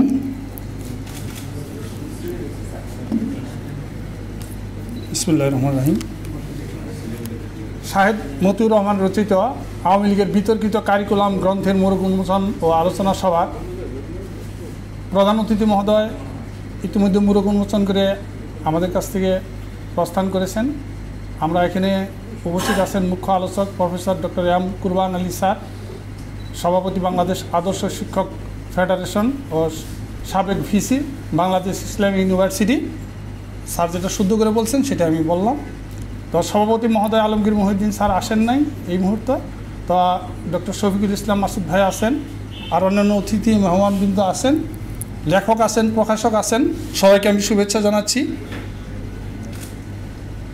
একটি চমৎকার যাত্রা শুরু হয়েছে জুলাই আগস্টের বিপ্লব উত্তরকালে। যেভাবে আমরা ইগনোর করি না কেন, আমরা বহু সংস্কারের প্রস্তাব দেখেছি, বহু পরিবর্তনের কথা আমরা মুখে মুখে উচ্চারণ করছি, সেমিনার সিম্পোজিয়াম মিছিল মিটিং ইত্যাদি ইত্যাদি করছি। আমরা উন্নয়নের নামে এই যে বস্তুগত উন্নয়নের এত সকল উপাদান দিয়ে রাষ্ট্রটাকে সাজাচ্ছি, কিন্তু ভালো মানুষ তৈরি করার জন্য যে কাজটা মানে মানব ইতিহাসে হজরত আদম আলাইহিস সালামকে আল্লাহ তাআলা সৃষ্টি করেই যে কাজটা দুনিয়াকে সুন্দর করার জন্য যে দায়িত্ব আল্লাহ দিয়ে হজরত আদম আলাইহিস সালাম থেকে আরম্ভ করে সকল নবী রাসূলদেরকে পৃথিবীকে সুন্দর করার জন্য প্রেরণ করেছেন, শুধু একটি কাজ, সেটা হচ্ছে শিক্ষার কাজ। এবং কোরআন শিক্ষার কথাই বলে, যেটা একটু আগে আমার পূর্ববর্তী বক্তা বললেন যে আল্লাহ পড়ার কথা বলেছেন যে পড়ো। তো কি পড়বে? তার ইন্দ্রিয়গুলো আছে, তার কি সে কী পড়বে? পড়ার জন্য তিনি গ্রন্থ দিয়েছেন। তো পড়লেই শেখা যায়, পড়লে জানা যায় এবং জানলে সেটা প্রয়োগ করা যায়। তো আমাদের বাংলাদেশের দুর্ভাগ্য যে আমি শাহেদ মতিউর রহমান ভাই চমৎকার করে লিখেছেন, অনেকগুলো যে বিতর্কগুলোর জন্ম হয়েছে গত 16-17 বছরে, সেই জায়গাতে তিনি আলাদা আলাদাভাবে এই যে 22টি শিরোনামে তিনি প্রবন্ধগুলো একেবারে বস্তুনিষ্ঠভাবে উপস্থাপন করেছেন। তিনি এখানে কোনো থিওরি বা তাত্ত্বিক আলোচনায় যান নাই, ইতিহাস ঐতিহ্যগত আলোচনায় গিয়েছেন বলে আমি যেহেতু বইটা ওইভাবে পড়ি না, কিন্তু শিরোনাম দেখে বুঝতে পারছি যে হয়তো ওইভাবে তিনি গভীরে প্রবেশ করেন নাই। তাহলে এই বইটার কলেবর এর চেয়ে 4 গুণ হওয়া সম্ভব ছিল। যেমন আমি বলি, ওনার শিরোনামে বলছে 7 নম্বরে, মুসলমানদের বানানো হয়েছে ভিনদেশি দখলদার শাসক। এটা ইতিহাসে কোন স্টেজকে তিনি ইঙ্গিত করেছেন, এটা নিয়ে কিন্তু ভারতীয় মুসলমানদের বিশেষ করে শিক্ষা ব্যবস্থার একটা বিরাট ইতিহাস হতে পারে, যেটা এই বইটির সমান পেয়ে যেতে পারে।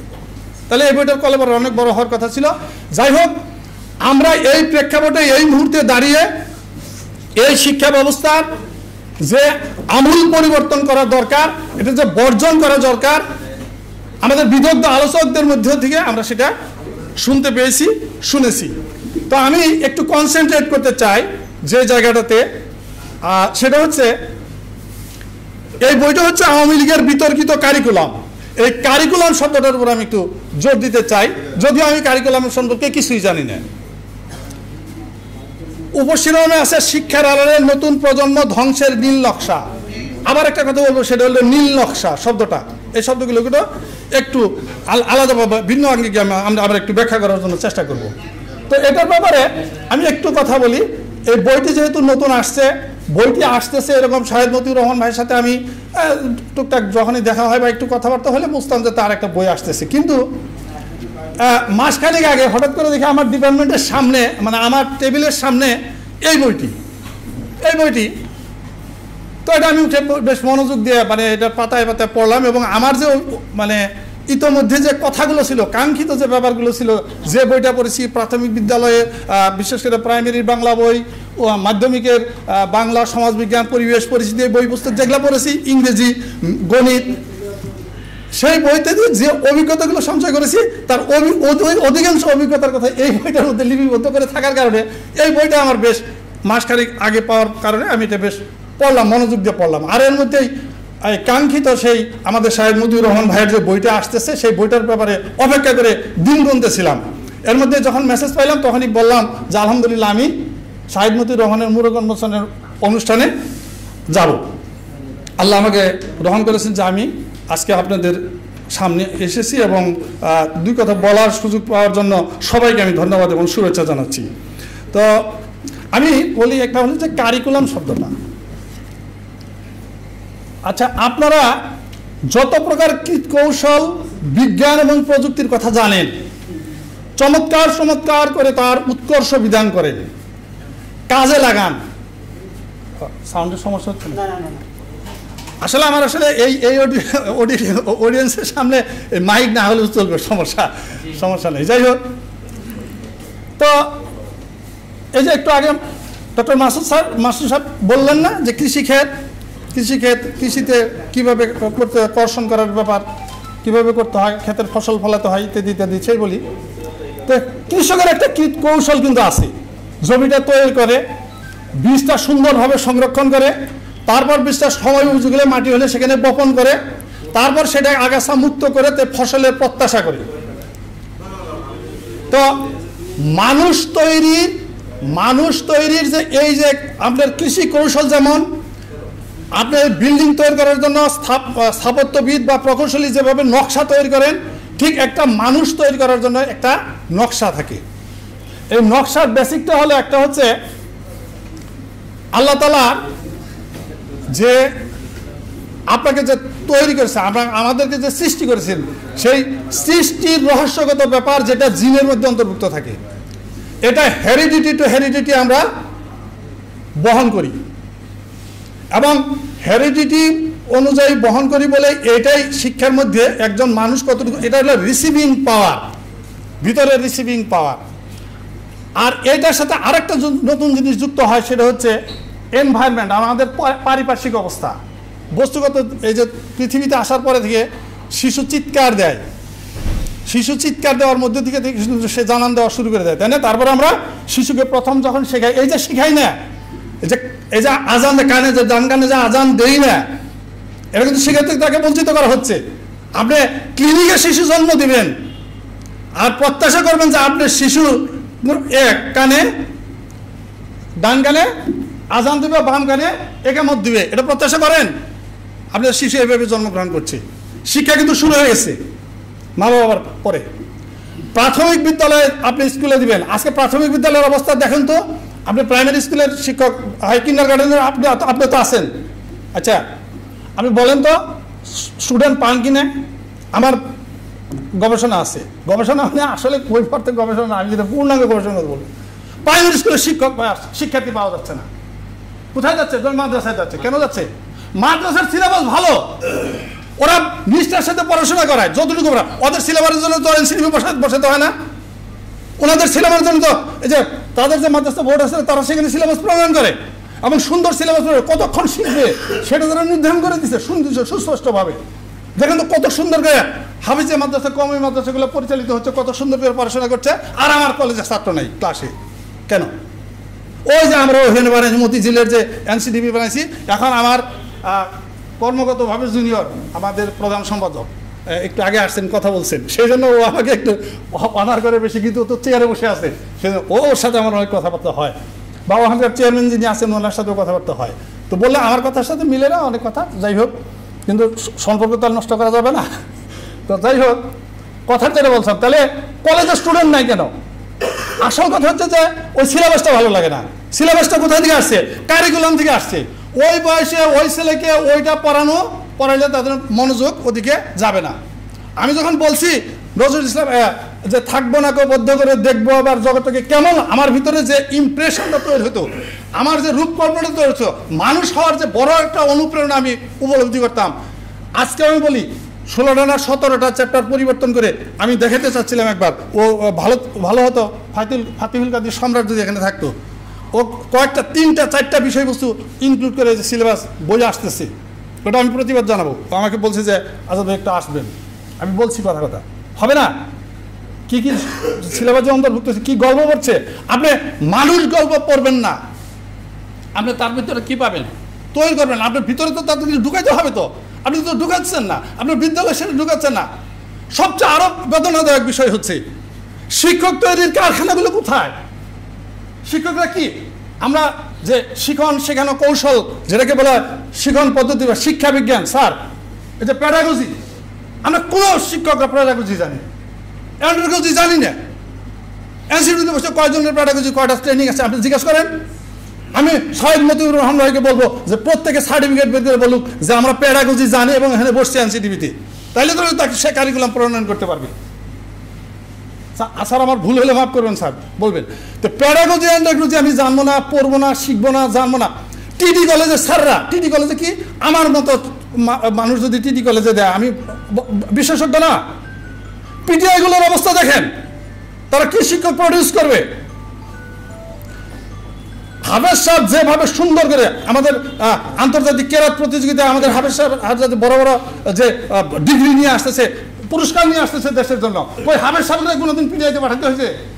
কোনোদিন আমাদের এইচটিটিআইগুলোতে পাঠানো হয়েছে? ওনারা ওই কারিকুলামটা জানেন, ওটার নাম হলো কারিকুলাম।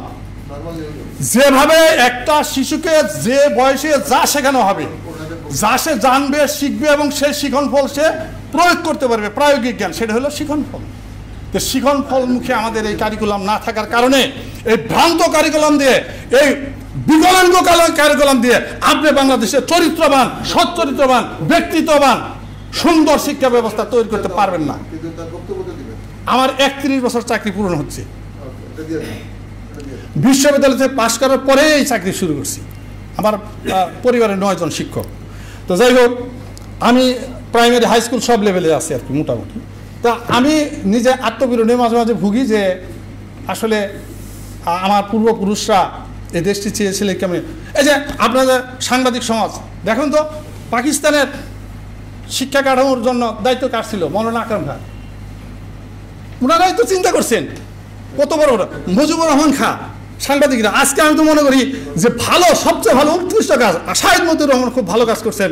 আমি মনে করি মৌলানা আকরাম খান মতো একদিন বিখ্যাত সাংবাদিক বাংলাদেশের এই শিক্ষা ক্ষেত্রে একটা পাইনিয়ারিং অবদান রাখবেন, পাঞ্জলির মতো কাজ করবেন। কারণ আছে, কারণ তাদেরকে দূর করতে হবে। আমি দেশের মাটি জানি। ওই যে একটু আগে যে সে আবার কৃষির কথা বলি, কৃষির উদাহরণটা যেহেতু আসছে আমার সাথে, আমার কাছে খুব ভালো লাগছে। সেই আপনি পাটের ক্ষেতে তিলের চাষ করেন, একই রকমের চাষ করে কিন্তু আপনি মূলার চাষও করেন না। তাহলে ভিন্ন ভিন্ন চাষ করতে হবে, ভিন্ন ভিন্ন দেশ, ভিন্ন ভিন্ন পরিবেশ, ভিন্ন ভিন্ন জাতীয় সংস্কৃতি, তাদের বিশ্বাস, মূল্যবোধ কেন্দ্রিক চিন্তা চেতনা যাদের মধ্যে, ইতিহাসবোধ, ঐতিহ্যবোধ যাদের মধ্যে নাই, তারা যদি কারিকুলামের বিশেষজ্ঞ হয়ে বসে ফ্রান্সে বসে ট্রেনিং করে এসে, ফিনল্যান্ডে বসে প্রশিক্ষণ নিয়ে এসে যদি বলে তাদের কারিকুলাম দিয়ে হবে না, আর কাট কপি পেস্ট করে কারিকুলাম সাজায় বলতে হবে যে এটা নিয়ে চালাও, বাস্তবতে সেটা কোনো সিলেবাস তৈরি হবে না। বাস্তবতে সেটা সিলেবাস তৈরি হবে না। কোথায় এম ওয়াজেদ আলীর বই, কোথায় গোলাম মুস্তাফার প্রবন্ধ, কোথায় বেনজির আহমদের কবিতা, কোথায় বন্দে আলী মিয়ার কবিতা, কই সেগুলো তো আমরা পাঠ্যপুস্তকে আনি না। ইভেন আমরা নজরুল ইসলামের কবিতাও আমরা আমাদের কবিতা, গল্প, গদ্য সাহিত্যের মধ্যে আমরা ইনক্লুড করি না। তাহলে আমাদের ভাবদর্শন নির্মিত হবে কীভাবে? আমাদের জাতীয় চেতনা নির্মিত হবে কীভাবে? ছেলেরা দর্শন বুঝবে কীভাবে? আমাদের বাঙালি মুসলমানের যে একটা দর্শন আছে, সেই দর্শন তারা কীভাবে বুঝবে? তো আমাদের বক্তব্য হচ্ছে যে এই কারিকুলাম কর্তৃক বক্তব্যে আমাদেরকে কারিকুলাম তৈরি করতে হবে আমার দেশের মানুষের বিশ্বাস, মূল্যবোধ ইত্যাদি ইত্যাদি যা একটা মানুষ যা সেই জমিতে সেখানে কি জিনিস দিতে হবে। এই যে যেমন আমি উটকো অনেকটুকু আমি সম্পূর্ণ অগ্রাহ্য না করলেও স্বাধীনতোত্তর বাংলাদেশের কুদরতিকতা শিক্ষা কমিশন নিয়ে গর্বের সাথে যখন কথা বলেন, বললে পত্রপত্রিকার পাতা লিখে ভরে ফেলেন, কি আছে কুদরতিকতা শিক্ষা কমিশনের রিপোর্টে? ছোটো বই পাওয়া যায় 200-300 টাকা করে, দেখবেন যে কুদরতিকতা শিক্ষা কমিশনের সুপারিশ সব পাওয়া যায়। পড়ে দেখেন তো আপনি নিজেই তো বলবেন যে ও কি লিখছে। আবদুল্লাহ আলমতি শহরুদ্দিনকে বলা হয় শিক্ষার পাইনিয়ারিং, সব কিছু করে ফেলছি। উনি ওই যে হাতে কলমে বিজ্ঞান শিখাবেন, সাধারণ শিক্ষা শিখাবেন, এরকম কীট কৌশল বলছে যে এসব কাজ করি, লিখে বাদ গেছে না, সেটা বাদ গেছে না। এরকম আমাদের কিছু পণ্ডিতরা সৃজনশীল অমক তমক নিয়ে আসছিল, এগুলো কি কারিকুলামের অন্তর্ভুক্ত হতে পারে? এগুলো আমাদের কি কি খাওয়ানো হচ্ছে? কি আবর্জনা খাওয়ানো হচ্ছে? ফসল তো খেয়ে ফেলছে, ইমান আকিদা ধ্বংস করে ফেলছে। তাহলে এই জায়গাটি উত্তরণ করতে হলে পুরোটা কাঠামোর বদলাতে হবে, নেতৃত্বের পরিবর্তন আসে, কাঠামোর পরিবর্তন হবে এবং সে চিন্তার পরিবর্তন করতে হবে এবং মৌলিকত্ব আনতে হবে। আমি এই মৌলিকত্ব আনার জন্য যে রসদ এই বইতে আছে সেটা বাংলাদেশের প্রতিটি শিক্ষা প্রতিষ্ঠান থেকে আরম্ভ করে, আমি নিজেও পড়বো, প্রতিটি শিক্ষা প্রতিষ্ঠান আরম্ভ করে প্রতিটি শিক্ষানবিশ ব্যক্তি, অভিভাবক সবাই যদি এটাকে একটু চেষ্টা করে